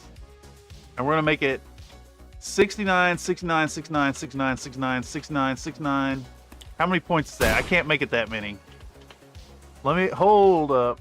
Let's give you 6.6 million. Oh, jeez. We're gonna give you 6.6 million. Nah, no, we'll make it smaller. You gotta earn some of it. We're gonna give you 69,696. Confirm. All right. Okay, Lucky Cyan, you're gonna have to confirm. You're gonna have to confirm for me by typing exclamation point points, and it should list out how many you have.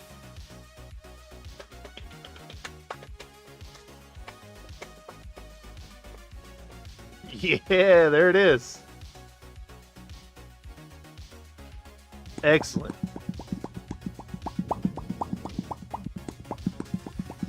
A reminder that Popcat only costs 5 biscuit coins and has a cooldown of 5 seconds. I forgot what we were doing, y'all. I have so lost. I think we got to go back over. Oh yeah, make sure to check out the CloudBot page. Right here, I'll put it back in the chat again. When you're on the CloudBot page, it works really well if you have a second monitor because you can watch chat on this screen, and then it shows you all the things. All the things. It's making me log in. I'm not going to click it. But there you go. All right, let's head back on over to the paint corner. Would you do a workout? I do. Give me 10. Okay. It's immediately backfired on me, not you too. Bye, everyone. She can go on forever. All right, I'm dropping to give you 10. Back down we go. 1, 2, 3, 4, 5, 6, 7, 8, 9, 10.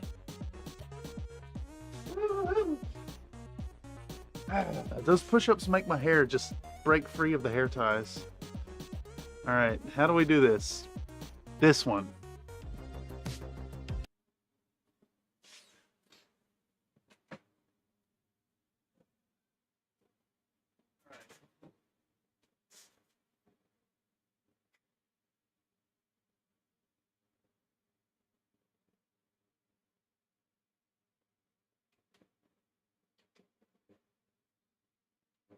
Thank you for concern for physical well-being. Thank you for the push-ups.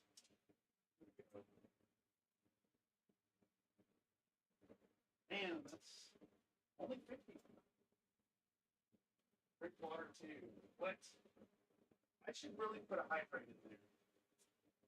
Wildcat has a hydrate channel port. And I like that idea. I'm drinking coffee. It's kind of sound on my end, just on that. What?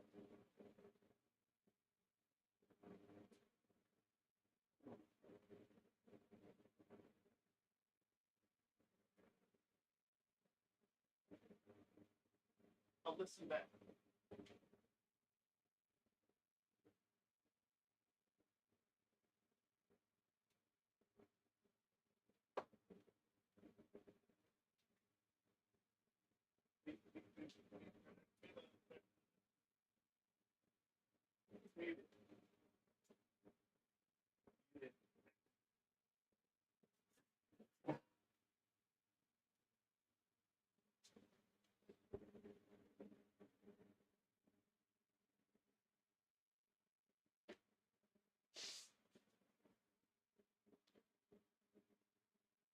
I see the problem. I will fix it.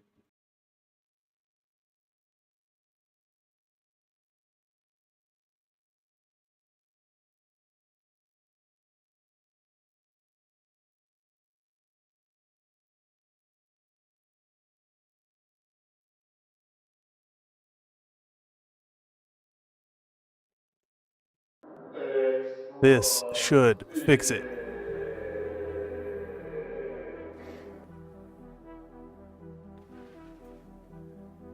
Is it back?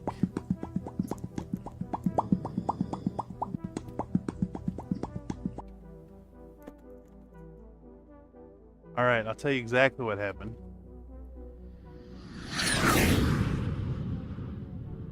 So when I hopped up and muted the mic over there, I didn't mute the mic, but muted the NDI source. I am the cream, yeah.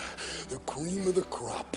And there is no one that does it better. May you read many interesting comms. Yes. I missed you taking off, Comstar. If you're still here, I hope you have a pleasant sleeping. NDI can get real picky. I just muted it. NDI makes all this possible, actually, because this computer is not powerful enough to... It's that process whoop, the whoop. You know what I'm saying? Some neighbors What do you are call saying it? way loud. That's this only in the computer's not morning. powerful enough to He run supposed to be out OBS cooking breakfast or and like somebody, monitor, so that's stream, like an and alarm upload clock. at the same time. So I bought a 50-foot Cat 6 flat cable, and I run it to my router, and I just port everything to that machine over there. F. Yes. I see who's a clan enthusiast. Yes, I see that. What is it? Quiaf, neg, all that good stuff. I'll never pretend to understand it. I'm a spheroid through and through. All right, so we're gonna dig in with some NULN oil, and a reminder as to why it's NULN oil. It's because of this. It's because of this. You do work out. I do. Give me Damn 10. it now. Okay. Who's responsible for this? Who did this? I got you in just a second. Bye, everyone. She can go on forever. Oh, yeah, I got you in a second. I'm trying to do a thing, though, so you're going to have to wait a moment. I will not do your push-ups.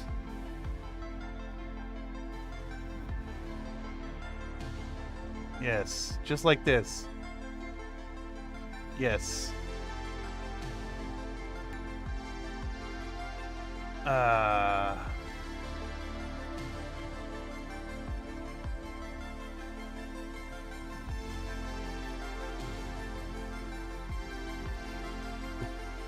We're going to listen to that for a second. Is it going to force me to log in? It is going to force me to log in. It is going to force me to log in. How is it a one-tap buy if I have to pay for it? No, damn it.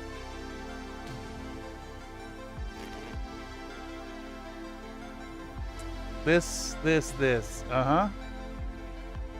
That is much more than one tap buy. That is like 20 tap buy. I'm just trying to explain why it's NULN oil. Push-ups are coming. I haven't forgotten.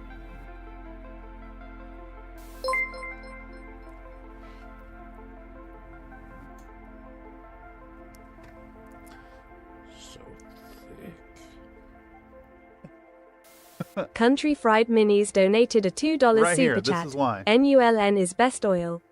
A true banger. NULN penis. Yeah, just like that, right? NULN oil. TTS lady is responsible for that. All right, let me do your push-ups. Let me do your dang push-ups.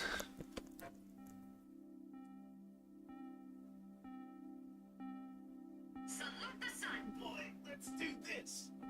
1, 2, 3, 4, 5, 6, 7, 8, 9, 10.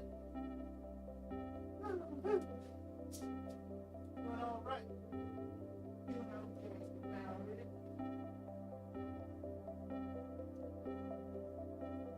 I'm telling you.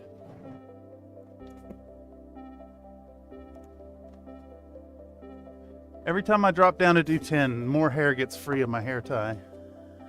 Last one for me? No, keep them coming. Keep them coming. How many points is it, by the way?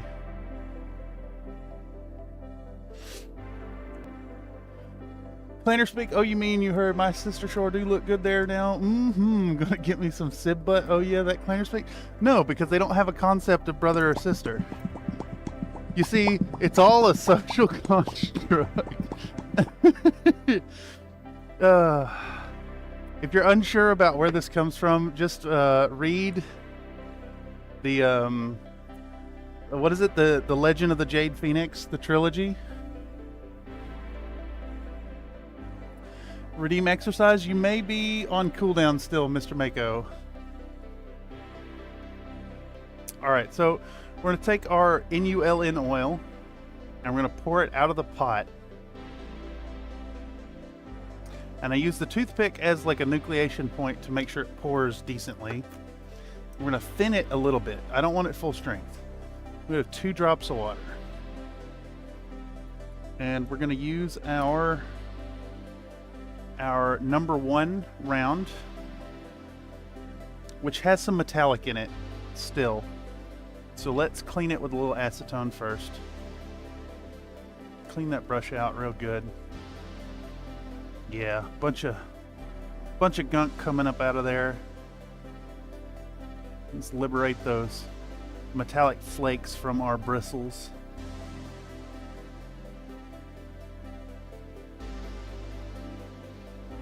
And we're going to pour this directly into my plastic trash can, as is the way. Blood of Kerensky has the social construct explanation after Rana fucks her brother. Yeah, there's a lot of that going around with clans.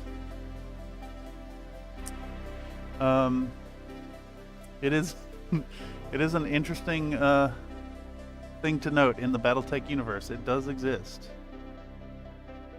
But it did in the nobility as well. And I think that it probably exists in BattleTech as a nod to the prevalence of keeping pure genetics in historical nobility.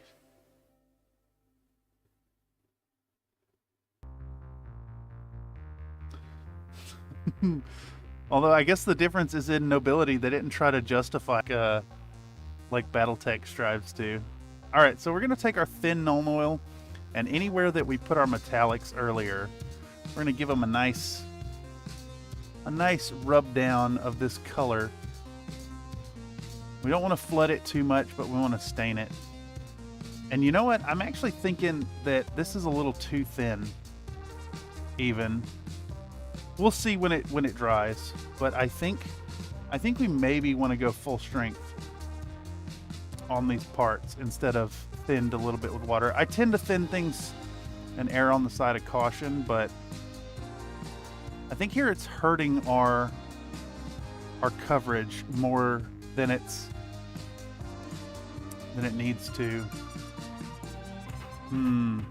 Yeah, in fact, we're gonna soak this up. We're gonna start over. Let's get rid of that. Get rid of this right here. I'm going to start with straight Nuln Oil. Just see how it goes. Jade Phoenix Trilogy exponentially increases as the prologue is Aiden talking about banging his sister after she beats him up. Then he bangs his other sister, has a daughter, and they almost bang. Yeah.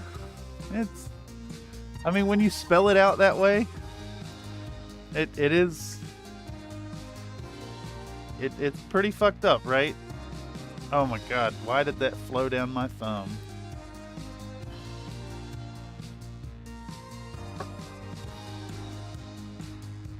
I think the issue here is that it's not that it happens, it's just that the clan society is so nonchalant about it.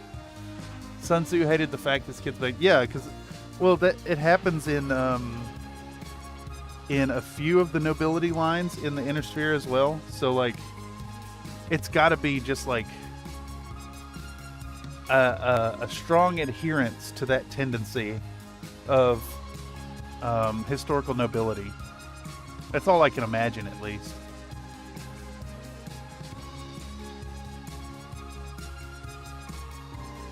But, you know, much like the other things in the universe that are not so savory, we are called upon to accept it as part of the lore and the universe and to not think about it too hard. Hey, like I said, I'm going to try to enjoy stuff like the Jihad and the Dark Age in the new year. I'm going to play more clan stuff and try to, you know, not focus on the fact that Aiden Pride had a daughter with Perry, who is his sibkin.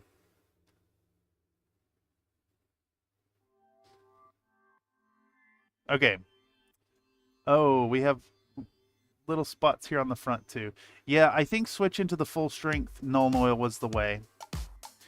I need that deeper contrast, and thinning it too much was getting out of hand. All right, so we're gonna blast through all of these.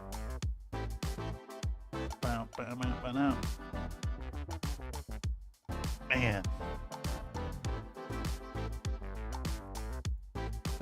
I know I say it again and again and again and again and again, but man, Avalo, shit is good.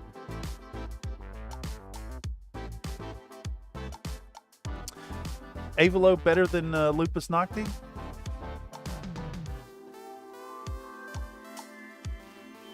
We should ask the Todd bot about that. I must know. I must know. In fact, we're gonna do it right after this coat here. I must know.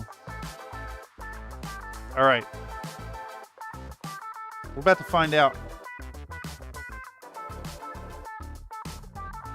Phone is telling me it's low, so we got to do it quickly. We're going Country Fried Minis. We'll go General. We'll go. How do I do this? I asked Toddbot.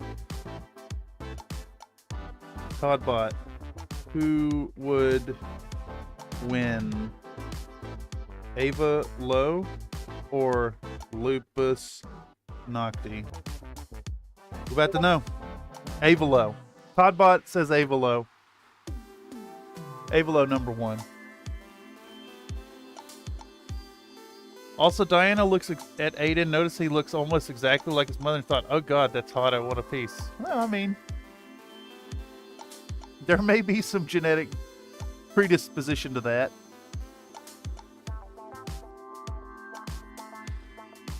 You see, Slink, you're thinking about this like a spheroid, not like a trueborn.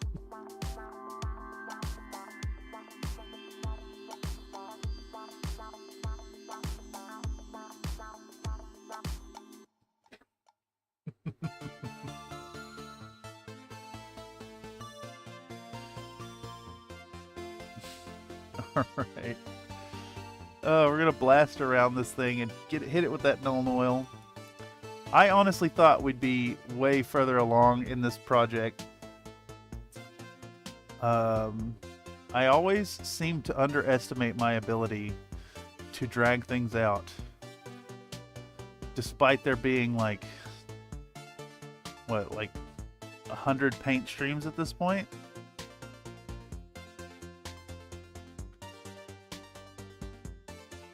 Time is it? 7:53. We're doing all right. We're doing all right. I think we can maybe get into the freehand on at least one of the mechs, and I'd like to touch on that. It's been brought to my attention that freehand information might be something that the community at large would like to see. So let me know, especially if you're catching this via the algorithm after the fact. Let me know in the comments if you would be into some short videos about breaking down free-handed logos. Maybe like 5-minute pieces of content talking about, like, I don't know, painting a Karita symbol, painting a Steiner fist. Just a way to... a piece about thinking about how to break it down into its constituent shapes and the kind of order of operations to painting them up. Something more wholesome, less penis jokes, more actually getting paint done. All right, continue almost. Get our SRM6 painted up here with that NULN oil. Get our Gauss rifle, the same treatment.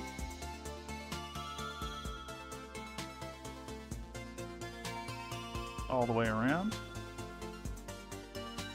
And I kind of want a little bit of pooling on this, but not too much. Let's touch all these things. So a little bip, bap, boop. That's it. In fact, let's wick the excess off right there and there.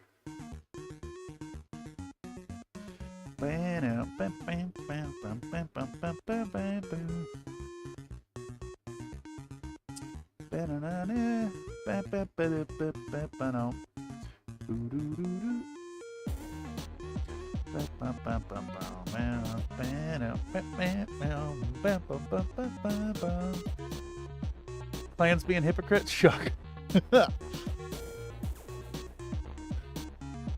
Oh man, the The difference is deny is written as something gross because incest is bad. Clans are written as something amazing because incest is awesome. It's free. It's gross. Thinking like a sphere, so like no human being. Oh yeah, see that's my argument about Zelbriggen and stuff. Y'all are spending too much time edging in the dropship laboratories during hard burn. Oh, I'll show you a hard burn. CFM, I'm gonna do a quick video about how to fist your mechs. Make a new Lyran Lance today. LOL. No. Yes. No. I mean less of that. Make it a more objective piece. You know, I know we like the penis jokes around here, and of course I hope that y'all out there do not have penis in hand while watching stream. That is against the rules. Stream hands above the table. Stream hands above the table. All right. Boy. All right. Let's get some on our white. This one doesn't have much metallic, so this will go fairly smooth and quick. Let's wick up the excess there. There we go. Blast these joints. The joints can take a little pooling, that's fine. Now, I think what we're going to do here, I think I'm going to go for maybe numbers on the mechs, or maybe Cretan symbols. And instead of doing like a whole bunch of Legion of Vega. Yeah. Would you do a workout? I do. Give me 10. We'll do Draconis symbols. Mako Helios cares about your noodle arms. Yes, sir. Drop it now. Bye, everyone. She can go on forever.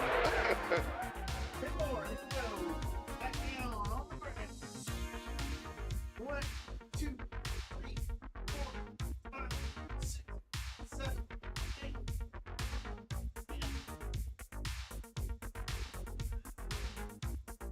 You got it. You got it. 10 more. Thank you. 10 more. That's only 70 today? Y'all can get those numbers up. See if I can please do. Excellent. Excellent. Yes, we'll do something. I think also presenting those as shorter videos may help to get the numbers up. Longtime viewers, you guys know that I have a certain like standard that I'm going for in the content and the quality of the content and how much effort goes into each piece. But unfortunately, YouTube's algorithm says that is not enough. And without regular, intense input, it's not gonna yield the growth that I need to make this sustainable. So that is gonna demand more rapid fire, shorter content, unfortunately. I don't really want to lean into the shorts thing too much. I think that honestly, the shorts thing is eroding the ecosystem here. I'm not saying I'm not going to put any out, but I think the focus on like some shorter videos instead of the shorts might be the way. All right, here we go. Last boy. We're going for a nice all-over treatment of this. What is it, like a double comma? I don't know what you'd call this thing. Sunny beaches, god damn it.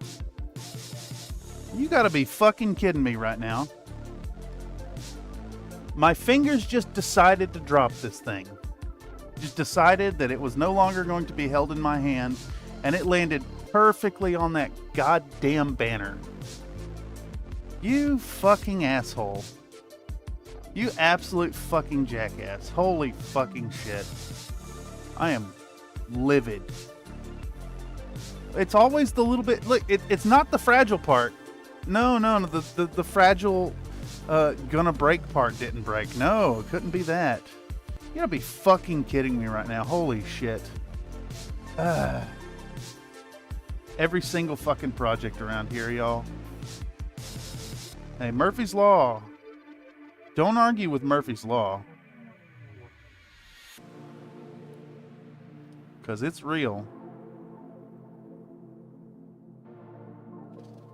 And of course, extrapolate that beyond with the whole, you know, expect the unexpected. Because what you expect to happen is not always what's going to happen. All right. I don't know if it's better to just print another one of these or try to glue it back together. Because once you break the resin like this and you glue it, it's going to break there again and again and again and again. I'm fucking not happy.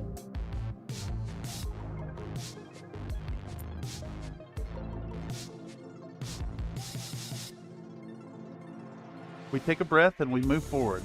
That's how we handle this, y'all. That's how we handle this. I also found a hole where I didn't put any red. So we'll take a second and clean that up. We'll put the little bit of red that I missed right there. We'll grin and bear it. Got to dip out and get some sleep. Tomorrow's a full day. Will you have you a pleasant sleeping, good sir? Reminder to self when making fiddly bits, pre-bool a pinhole. It's too small. Too small for a pin. It would have broke the same way even with a pin. Or you mean like for applying a pin? It still would have broke. Still would have broken the same way.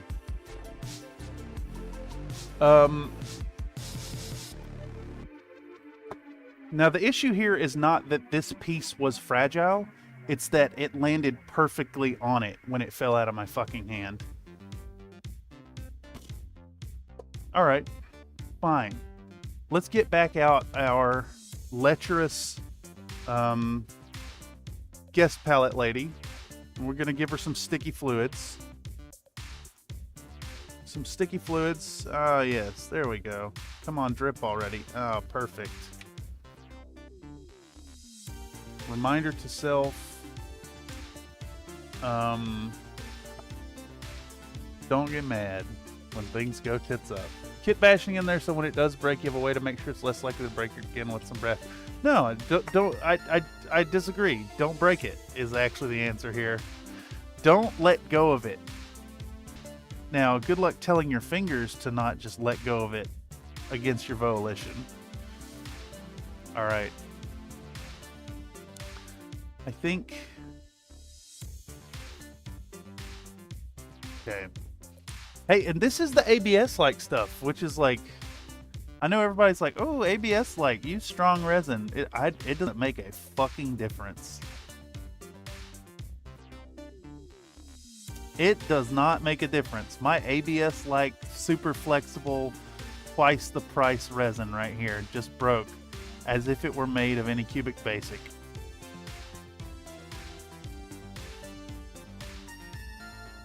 Alright, there we go. That's kind of half-ass working. And we're going to lock it in place. Boop. And now we're going to sit back and let that dry so we can continue painting. What can we do in the meantime?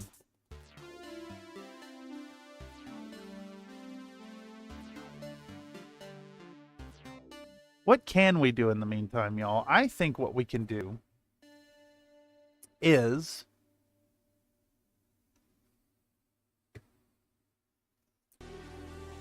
I think we can apply some green in the visors.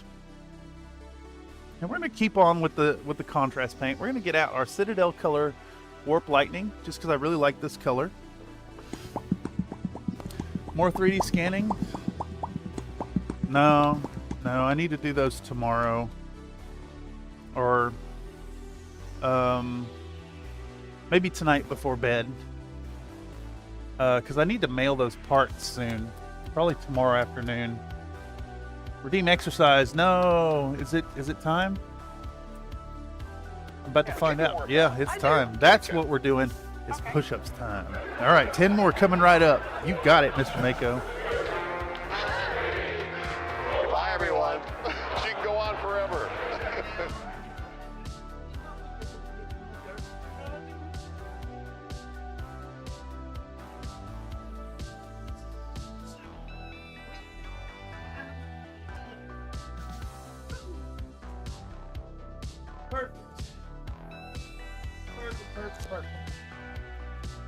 Perfect. No, we're not going to do that. We're going to, because I want to freehand tonight before we call it, and we got an hour. I want to freehand tonight. So we're going to start with some khaki. I want to work khaki into ivory. And we're going to paint this banner. That's what we're going to do. All right, so let's get you out of the way. Let's get out Oni Lab.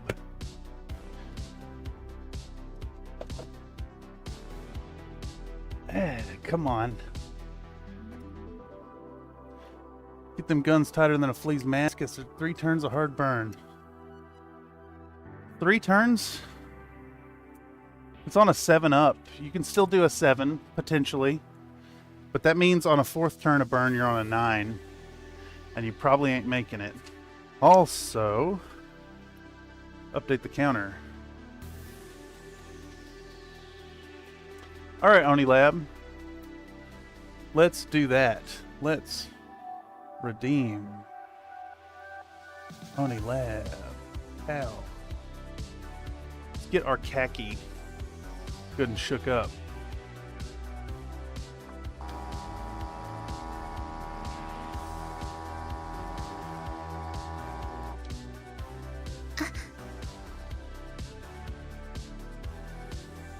Getting our jiggle on, dude. All right.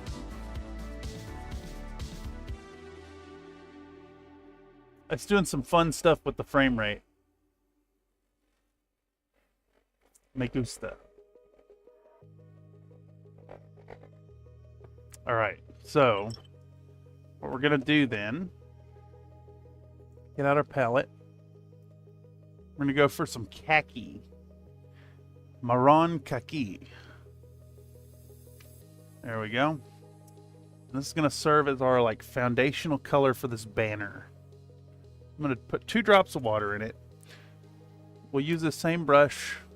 We'll stir it with our Wargamer Monster brush right here. Bam. Give that brush a good clean. And now, like, we've still got some volatile shit right here, but I don't think that's going to affect us for laying down a base coat of Vallejo khaki, which looks remarkably like Xandri dust. Are those actually analogs for each other? I do see that we've got a little bit of surface tension resistance here, so we're going to kind of work up here first and then get down to that part in a moment. Let's get banner base coated. Nice base coat. Nice solid tan. Let's get a good coating on it. We're going to work it up into ivory. And I'm not sure if we're going to do... What would be better here, to do the rat on everybody, or to do the Draconis symbol on everybody, because it's a little easier to paint, and then do the rat on this. Let me know in the chat. Let me know in the chat if you're here. Do you think we should do... Here, let me pull this up before the phone dies. We're gonna look up Legion of Vega. Come on now. I'm kind of thinking we should do symbol on the mechs themselves, and then do the dragon in nice detail on the flag, because the flag will be a nice ivory tone, and the circle in the middle will look really good. Plus, I think this will be a little more standout on the mechs. However, we have a lot of surface greebling, so it'll definitely be easier to get a Cretan dragon on the mechs as opposed to this. And we could put this on. We could put a nice square symbol on the banner. So let me know. Let me know what you think would look better. If not, I will make a decision by the time we get there. Okay, so continuamos. We want all these little banner doohickeys to be painted in tan. And I think by the time we're done with this base coat, we should be ready to come back in with the Nuln Oil again and finish staining our tube. Although it does appear that we missed a little bit on the bottom of the tube, a little bit of silver. So I think we're going to do that as well. Let's get this on there. Now, all that nice and volatile super glue curing catalyst is off, is vaporized off.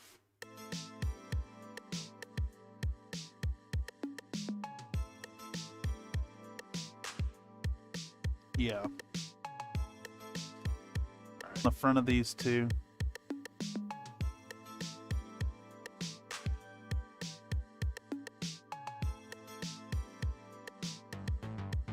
Okay. See if we have a spot with usable metallics. I think that has some. Nope.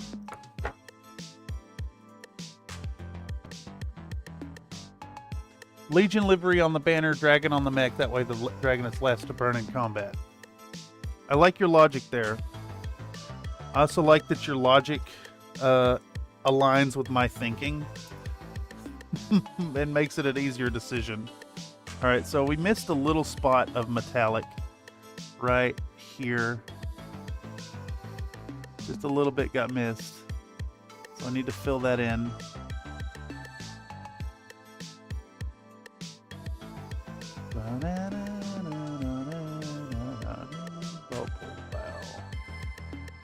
Okay. We let that cure a little bit. All right, so we got our base coat now, and what we'll do is we're going to take a little bit of ivory, the ivory we got out earlier. 8:13. Can we do Legion livery in 45 minutes? I think we can. I think we can maybe do it, and it'll be a good thing to end the stream on. I don't think I want to go over 3 hours. Just want to preserve my sanity because we're going to be right back at this tomorrow. And honestly, given the rate things are going, I may be right back at this in about 16 hours, something like that. All right, so we're going to take our two colors here and we're going to make a nice mix. I want a good, I don't know, like a 50-50 maybe. Maybe a little worse than a 50-50. Maybe lean it more towards the khaki. And now, you see, because we're doing a one-off area, this is the only mech that's having any kind of cloth. I'm okay doing a custom mix right here. If I were doing the same blend across the mechs, I would opt for a pre-mixed color. So we're going to dig in right here in the middle, and we're going to start putting another layer on this. And we're going to put it basically everywhere except the deepest points. And I think on this, the deepest points are going to be like...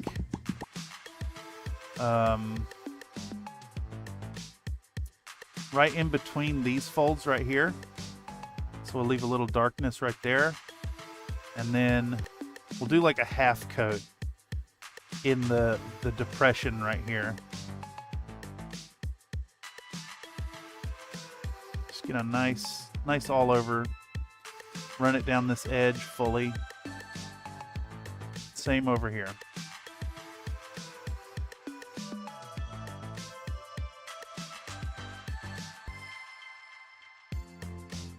Do like a thin coat at the deepest part of the curve here. Right there. And then we're going to leave a... Basically, we'll hit these sections like that. And then leave the darkest color in like a wedge shape right there. But for the most part, our base tone is going to disappear entirely. Alright. Let's put this on the fucking handle. There we go. And we're going to do the same treatment across the little rings of cloth.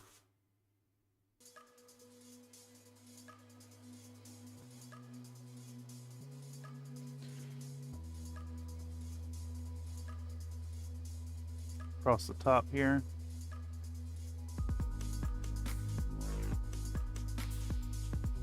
We don't have to worry too much about great coverage here, because we're going to go back in with another color. Just want some of this tone on there. Alright. Okay. Now, I did see that we have to do... Where's that paint? Where'd I put that damn paint? Did I not put a puddle? There's the puddle. I found it. There's a little spot of metallic that got missed right here. We're going to deal with that. Alright, now what I think is going to happen is we're going to do another layer of highlighting, and then while that's going, after we get that one down, I mean, we can, did that not zoom in? How about that? Is it actually doing anything when I change that? Yeah, okay. Let's get in on it. This is as far as I can zoom in. I think my camera is a little higher than it normally is, but that's fine.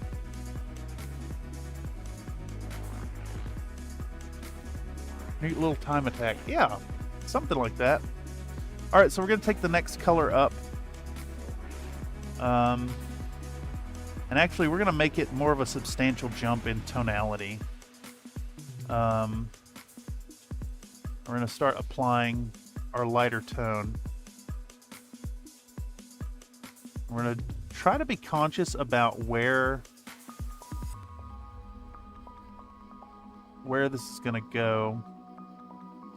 We're going to remove the excess, and we're going to start stipple feathering those edges. I don't care about super clean application here, because this is all going to get subsumed in further coating too. We just want that nice foundational like blend. Alright, and then all these little circles, these little ringlets, those are all going our light color. So we're going to push this way up into ivory after this.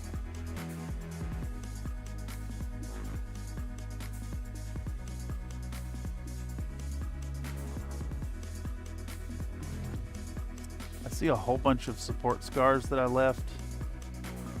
Way too late to care about those now. Alright. Same deal here. We're going to pick our shapes. We see our shapes. So we got like this going on. And then we got these. We got that right there.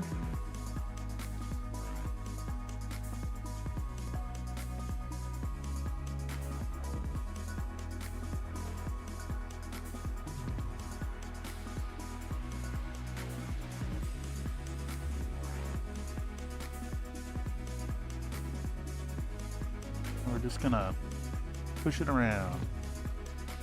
Push it around. Stipple blend that into happiness. I'm even going to do a little bit of saliva blending here. So my paint is a little too dry to do what I'm asking it to. We're going to reinforce the brightest spots. And then same here. And then across the bottom as well. All right. Okay. Now before our Nuln Oil dries out, I want to get some of that on this model. So we're going to take our Nuln Oil from before. We're going to try to avoid getting it on the ringlets. But if we do hit it too much, we can always clean it up. But we need to get this metallic looking half-ass decent. And when it's a smooth tube like this, what we want to do is kind of overcompensate and create some forced shadows with gravity, and have that ink, the NULN oil, soak down at the deepest points.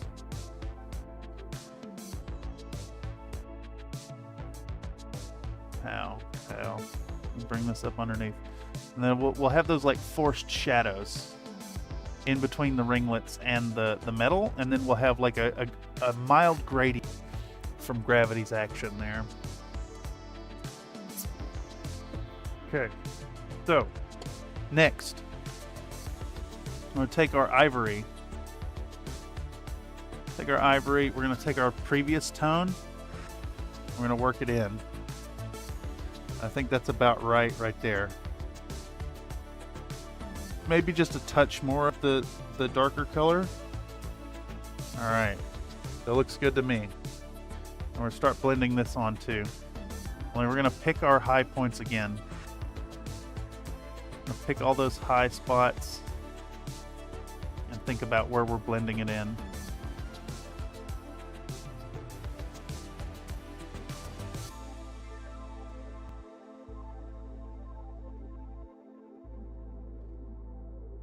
All right. Now we could take, there was a little bit of water on this palette somewhere. I'm actually going to put a drop of water to play with. Just some straight up water right there. I don't know if y'all can see it. Probably not. There's a little puddle of water right here. We're going to take that and we're going to use it to blend our color around and move it around and kind of turn it into a glaze almost. A really thick glaze even. We're gonna use it to feather those edges. All right, and we'll come back in with a little bit more straight paint to reinforce it. Actually, we're gonna let that cure some. I'm gonna hit these one more time.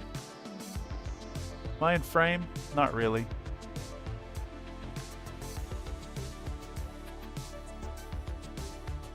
Across the top. Pow, pow, pow. Down the sides of them again. Damn. All right, let's take our color one more time. We're gonna pick our high spots.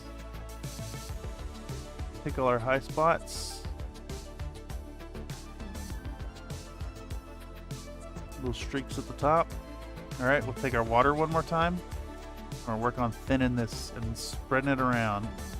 Get like a nice translucency. It'll help blend our layers together. All right, now let's maybe make this match on the edge here. So pow. And then on the bottom as well. This one actually has a bit of a shape to it, which is nice. So we can put that there. And on that sharp tip. All right, so we're gonna go back in and we're gonna reinforce the peaks of our blended areas. Where the brightest spots should be.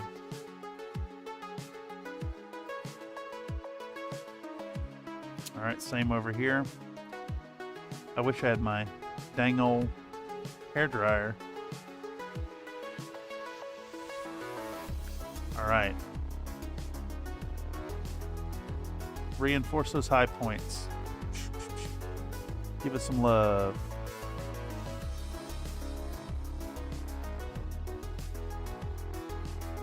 All right, same deal. Some ivory. Let's stain the ivory down with this tone.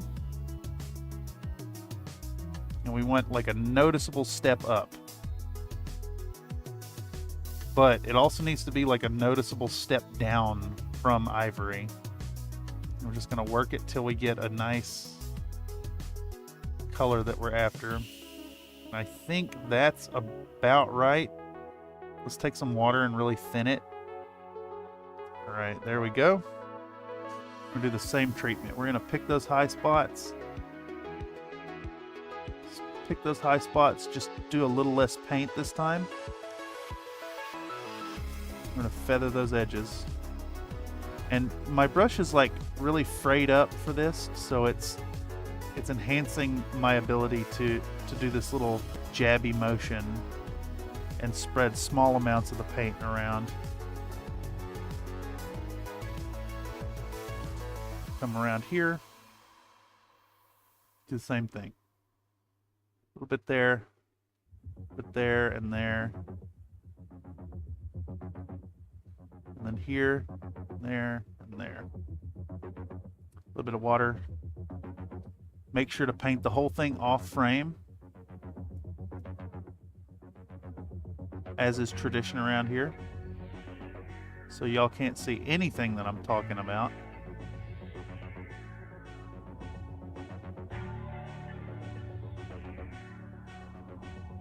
All right, and then we're gonna hit our rings again.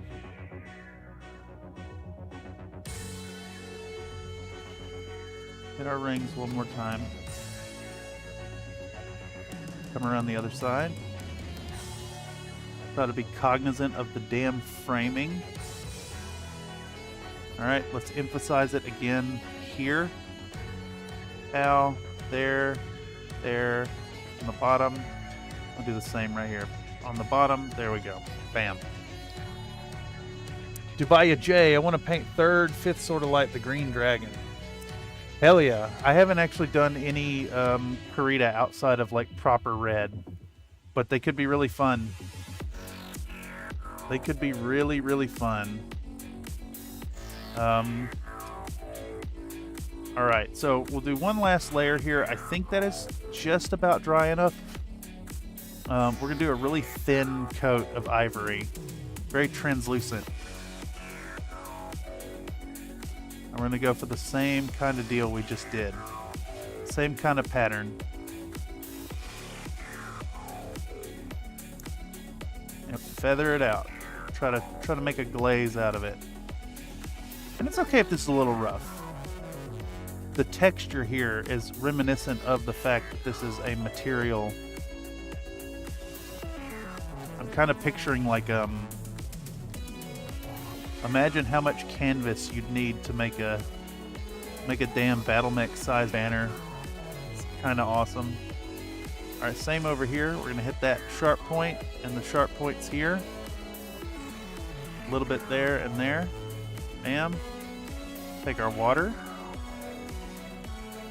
Ooh, I just cut a hole in that paint. That sucks.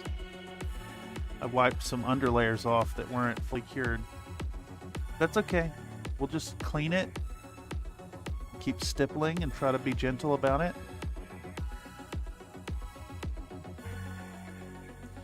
All right, and we're gonna run this same color across the peaks. Pow, pow, pow. Then here, pow, pow.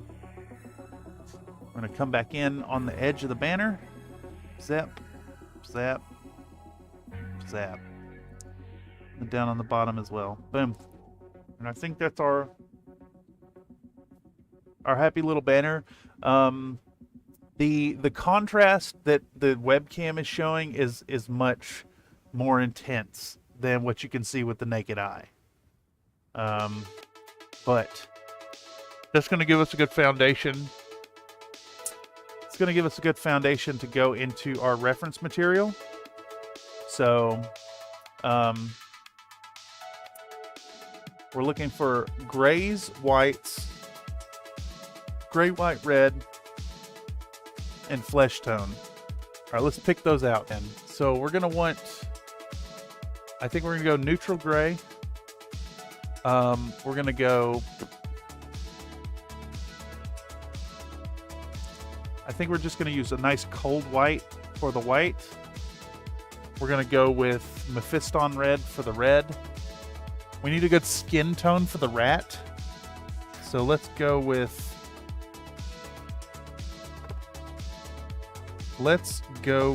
maybe heavy skin tone would be good. And then we'll do silver for the sword. And I think we can do it with these colors here. No, we need like a gold, right? Is the handle on that sword gold? It is. We need a little bit of gold. And I think in this case, we might actually use the Vallejo gold. What the fuck was that? Where's that at? I thought I had a Vallejo gold. In fact, I'm positive I do. There it is, gold. Now, let's do it. Okay, so we also need black. And we'll use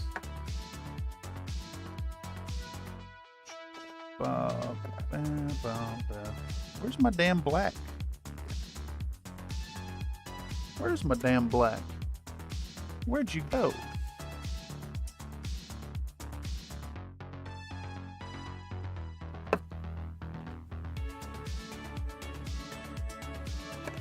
Tell me I don't have a black around here? I know I do. German camo black brown. I'm gonna have to pick up literally every single bottle on the shelf. It's in the back. It's in the very back. The very, very back. All right, Oni Lab, let's give us a shake. All right, 28 minutes to paint this logo. So I think what we're gonna do is we're gonna focus on one side of it. And because I'm left-handed, we'll do this side. All right, we're gonna put out a little bit of black.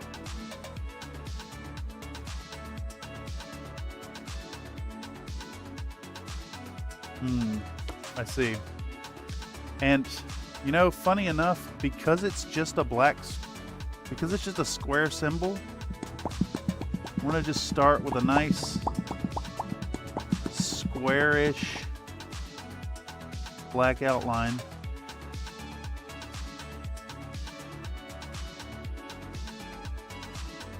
And we're gonna thin this black because it is far too thick to flow off the brush.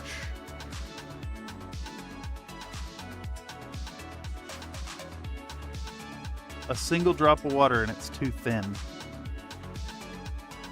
Thank you, Vallejo.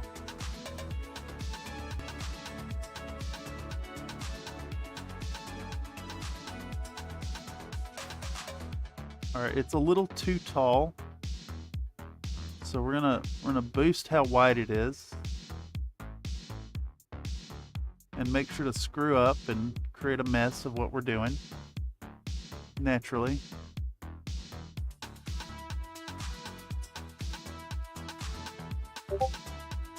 As is tradition around here. It's an important part of the process, you know.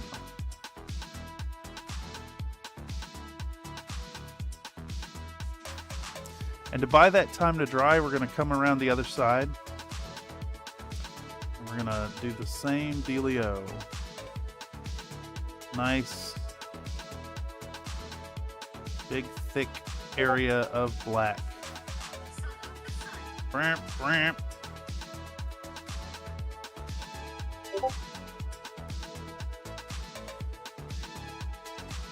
Now we're not going to completely ignore the shading we did earlier. We're going to think about that as we apply our colors. Now this black coat is just foundational. It's the border between the symbol and what we're doing. It's going to buy us a little room to work. Okay, so I think first things first, what we need to do is lay down this triple pattern, and then we'll go back in and do a black outline of our rat over top. So it's gray, white, red. Gray, white, red. So let's start with our red. Let's start with our red, and this is air color. So I think we can probably get away with not a whole bunch of water, just maybe a little bit of moisture in there. So we'll grab a tiny bit of moisture on the tip of our paintbrush. And we're going to dive in. Our black is still very wet, but that's fine.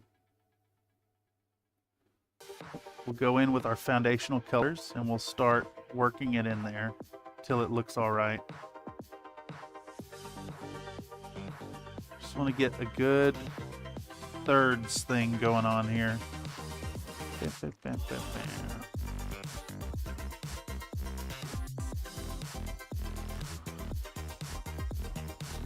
All right, other side, do the same deal. I guess we're gonna paint both of them at the same time. Can we do it in 24 minutes? I think yes. I think we can.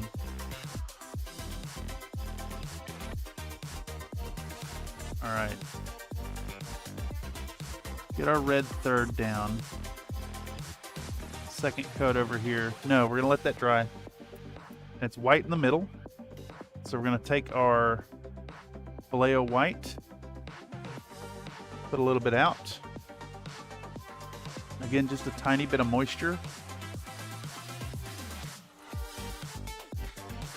And we're having the same problem with our red in that if the tiniest bit of red is on your brush, then your white turns pink. Just like, I'm talking like 1 part per 20,000 and your white is no longer white. So I've switched to a separate brush because no amount of cleaning is going to get the red off my brush and let me paint white.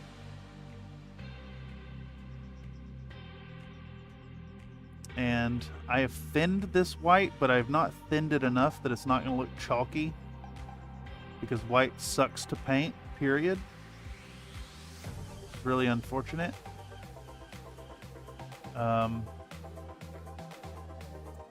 Really unfortunate, actually. But we're going to get it in there. And I will probably thin it a little more here in a minute. Who the hell is blowing me up?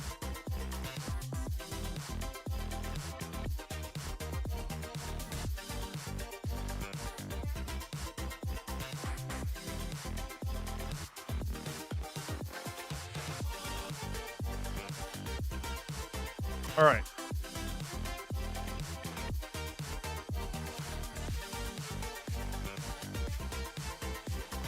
Jesus Christ, so many things moist indeed. Welcome, Solomon Sampson. Hope you're doing well. I'm gonna go with our neutral gray is not light enough. We're gonna keep the neutral gray for the rat, but then we need to go medium sea gray for the Vega gray. So we're gonna put that up at the top.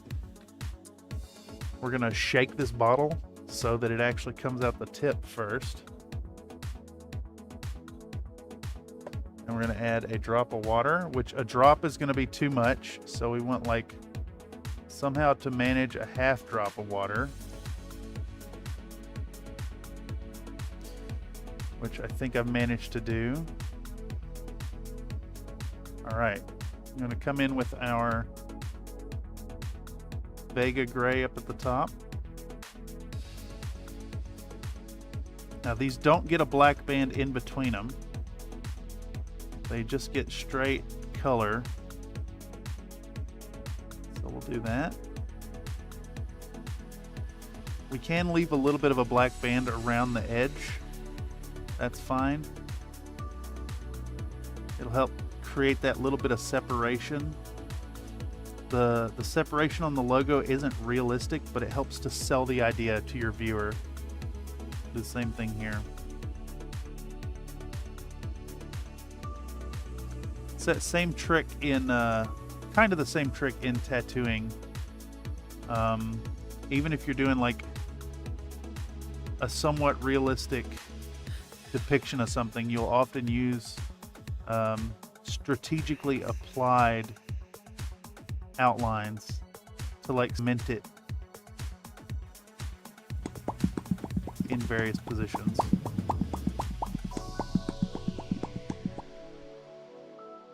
All right, get our Vega band. All right, we're gonna go back to our red, and we're gonna go back to the brush we're using for the red to spread that. I'm gonna intensify our Mephiston red. But you do work out. You I do work Give me out, 10. and you're gonna wait a second, Mako, till I finish applying this killer. Bye, everyone. She can go on forever. She can go on forever. I don't think that's true. Actually, if anything, it looked like old Vanna White was struggling a little bit. All right, 10 more coming right up.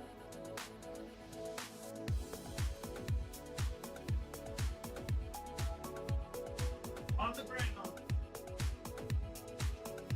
1, 2, 3, 4, 5, 6, 7, 8, 9, 10.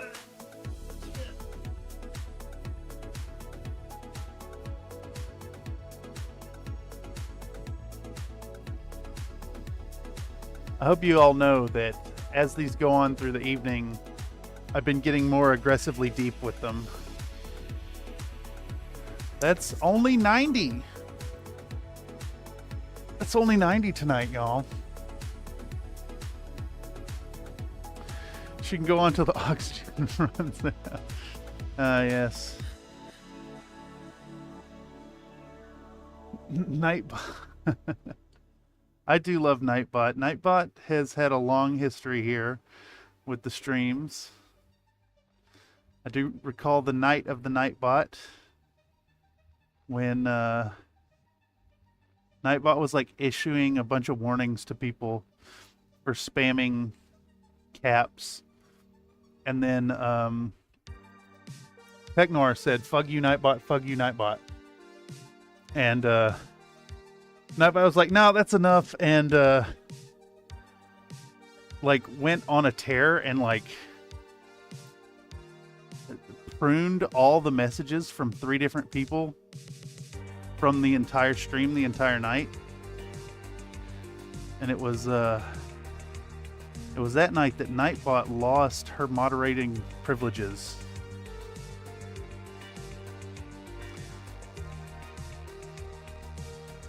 So Nightbot is officially a moderator on the channel so that the functionality will work. But all the auto moderation features have been removed. I'm not okay with it.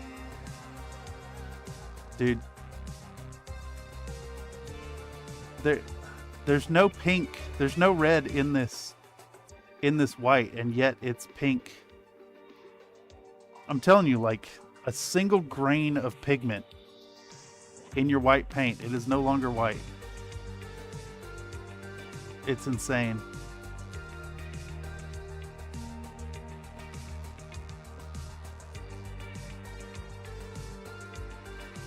But that's fine.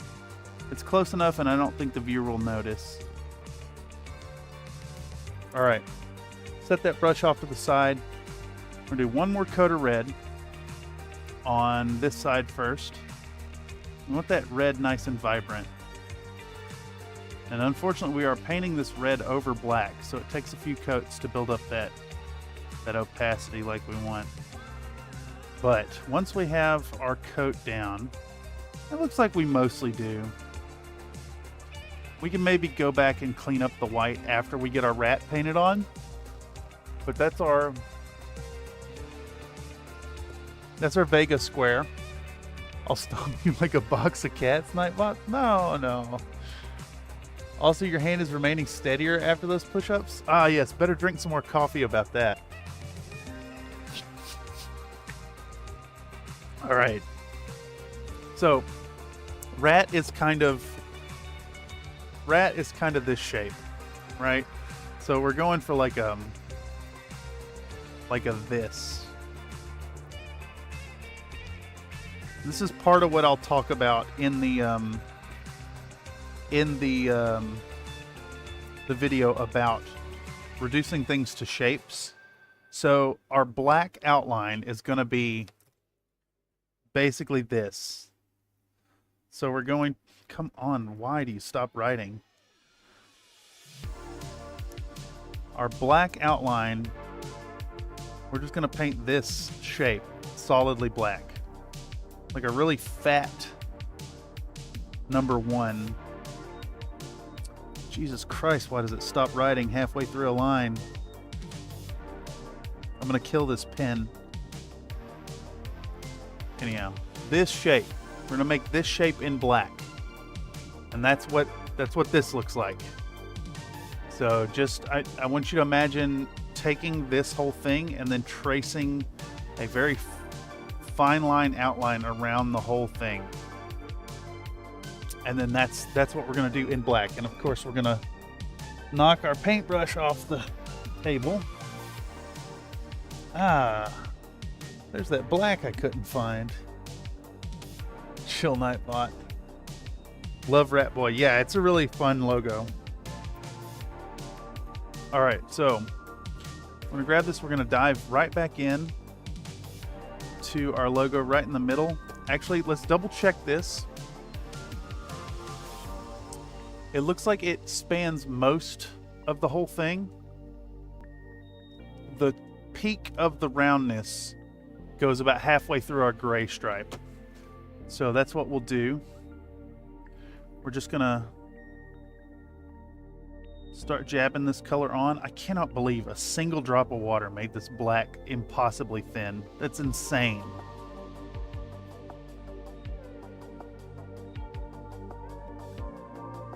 Anyhow, the trick here is to stop bitching and just do the thing. You know? If we approach problems, we'll deal with them. This brush is maybe time to retire it. It is way too frayed for this. Alright, so we do this at the bottom. We bring our rat boy up towards the top here. It doesn't need to be perfect. We don't really care. This is an outline for the work, not the work itself. There we go. That's a rat. That little black spot, that's a rat. That's what it looks like. All right. So now we want to think about what's the lowest colors here. And I think the way to achieve this is we're going to treat the skin tone as our lowest tone. So we're going to make these details first. And then we'll go back and put the gray over top. And then we'll put the sword over top of the gray. All right.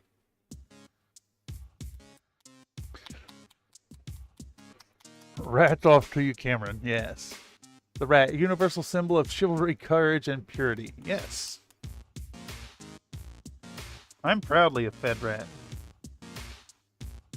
Not a Draconis. What's really insane is how popular and handsome you are. I don't know who you're talking about. No idea. I think it must be you, Mr. Another Nate. I'm gonna know you on that. Alright, so we're gonna thin out our flesh tone. We're gonna start with a simplified flesh tone. This is a really big detail in the grand scheme of things, but it's also still tiny. So we want to break things down to simplicity. Okay, so we'll get our reference ready to go. Oh, goodness. And we're going to start with tail. We're going to start with our paint on the tip of the brush is already dry. So we're going to start with nothing, actually. All right. So tail comes down like this. Start with tail. Start with tail. Okay? Then we have tail at the butt, right here. We have tail there too. Yes. Is that in frame? Y'all probably can't even see it. That's fine.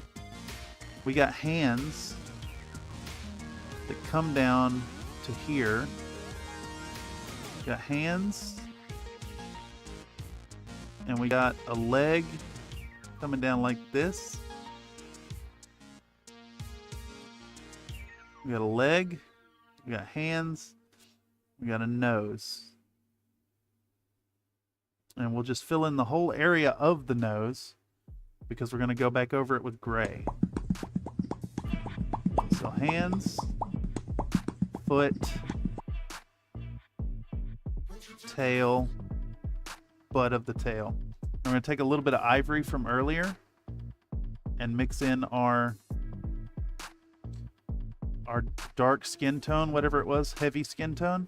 We're going to highlight things a little bit, just a little bit. Put some there, put some there on that, the tail and the butt. All right, there's our little rattly pieces. We'll do the same on the other side. Right, it's the same deal. We're going. We actually need to bring this down a little bit right here.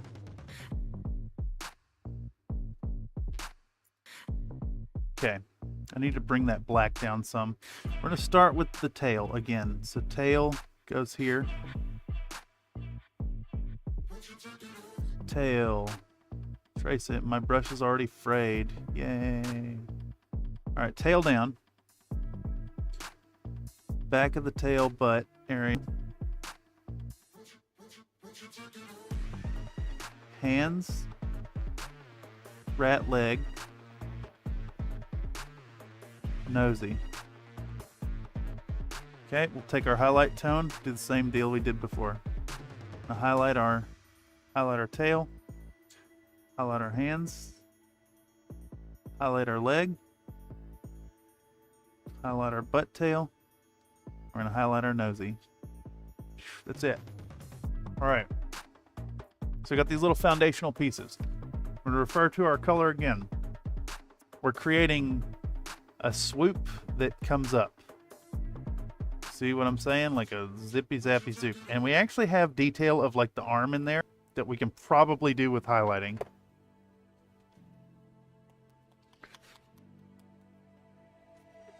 Very sharp, I guess. All right. Start with a little medium gray. Let's get a little bit of water next to it. I'm gonna mix that in. There we go. We got 7 minutes. Can we do it? I think the answer is yes. All right, so we're just gonna create the big swoop of the body first. Start with the body. The body comes all the way down to the butt. Then has a leg. And the head comes down like so.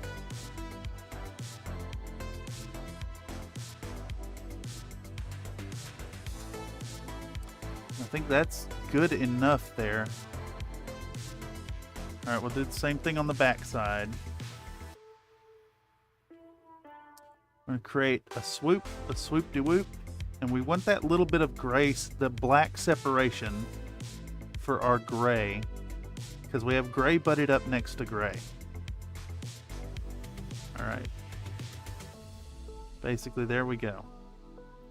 We're hitting the notes, right? All right, that looks good to me. Now we're gonna grab our white. We're gonna make a highlight tone. Make a highlight tone. We're gonna come back over here. We're gonna highlight the arm that comes down. We're gonna highlight the head a little bit right here. We're gonna highlight the leg. Like that. Bam. Very simplified. Super simplified. We're even gonna bring that leg out a little bit. Take our same highlight tone. Top of the head. Top of the back. Arm coming down. The leg. A little bit on the back. We're gonna highlight even further. Make a brighter tone. Same deal. Hit that deltoid. We're gonna hit the knee. And hit the top of the head. Gonna hit that deltoid, hit the knee, top of the head. Okay. So from here, what we want to do is apply our sword. So we're going to come back in with our black again. Be really, really careful. And we're going to trace a streak. Zip like that.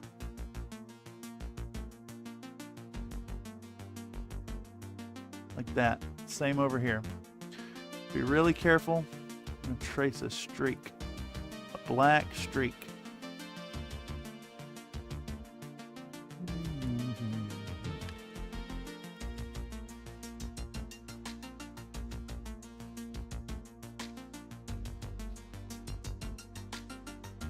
Get a little bit of metallic back out. We got 4 minutes. Making all right time. Coming back in with this color. Very thin brush here again. And we're gonna zip that up. Get our little bit of metallic down there. Ow. Same over here.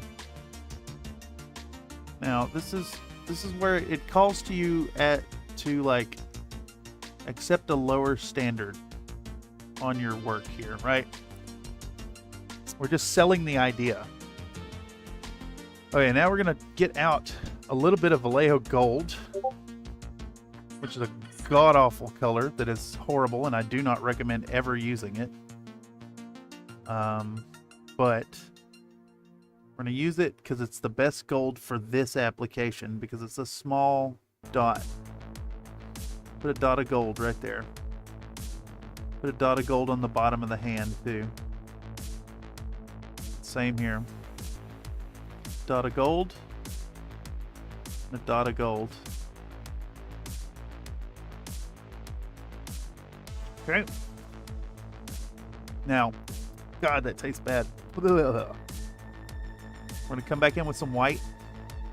We've got 1, 2, 3, 4, 5, 6 little spikes coming out the back. So we're gonna do 2, 3, 4, 5, 6. I don't think the others are gonna show up, unfortunately. Do the same here. I think I just got metallic all over that. Shit fire. But hey, whatever. Do 1, 2, 3, 4, 5, 6. There they are. I'm going to take the red. A tiny little red dot for the eye. Bam. Red-eyed rat. I hope that's in frame at all for y'all. Boom. There you go. That is the tiny little rat symbol. Like, yeah, I know y'all can't see fuck all there, but like, you know, if you're looking at it this kind of distance here, it reads. Now, what else could you do here? You could maybe come in and clean up the black outline with a little bit of red right there. Brighten up our red some. That would probably go a long way. But I think it's worth remembering that if you're going to paint, if you're going to do freehands, and you just reduce the level of detail that you're going to expect on it, you'll have a much better time doing it. And I think with that, it is 9 p.m. We've hit a 3-hour mark. I'm going to call the stream there because I'm doing a stream every day for a month. And I think that's where we sit. I hope y'all have had fun this evening. I'm going to be, I guess, right back at these tomorrow, probably early in the day. Because honestly, I'd like to finish these and get them in the mail tomorrow, but these may have to get shipped out on Tuesday, unfortunately. So Monday, more painting. Tuesday, we're looking at TTRPG Tuesday, so stop on by if you want to see what the party's up to in our fabulous TTRPG game in space. Remember that $2 can really fuck up the party's day there if you want to come through and throw some money at the adventure. Also, if you want to get in on future tabletop RPG events, please let me know. Join the Discord, drop a comment here. Wherever you want to get in touch with me, just shoot a message. I read all comments. I respond to every message as best I am able to. Plus, final push here before I call it. If you want to play some Battletech with me, or with someone on the channel with me being a rules referee, let me know. We can start a chat about photogrammetry. I can help you get through the process, and we can add your mechs to the Country Fried Minis Mercenaries module for Tabletop Simulator. So don't hesitate to reach out.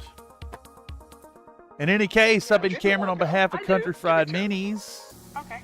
This is the Stream Everyday Challenge, where we're going to be streaming every day through the month. I want you, as always, to remember to be happy while you're painting. And, of course, to know that your participation here makes me very happy while I'm painting. Thank y'all so much. I cannot believe how many of y'all turned out for today. Excuse me.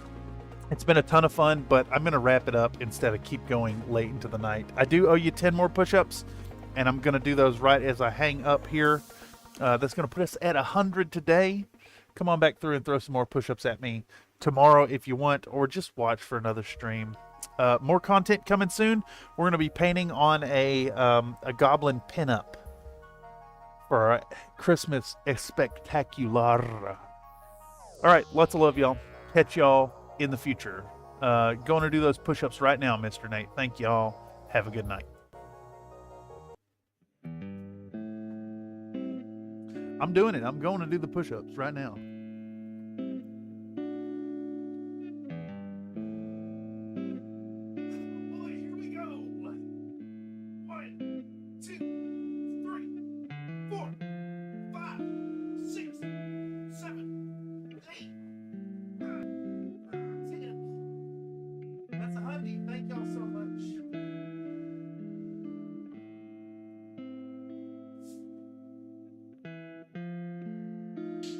Thank y'all so much. Y'all are the best. Couldn't ask for a better audience. Thank you so much. Have a good one.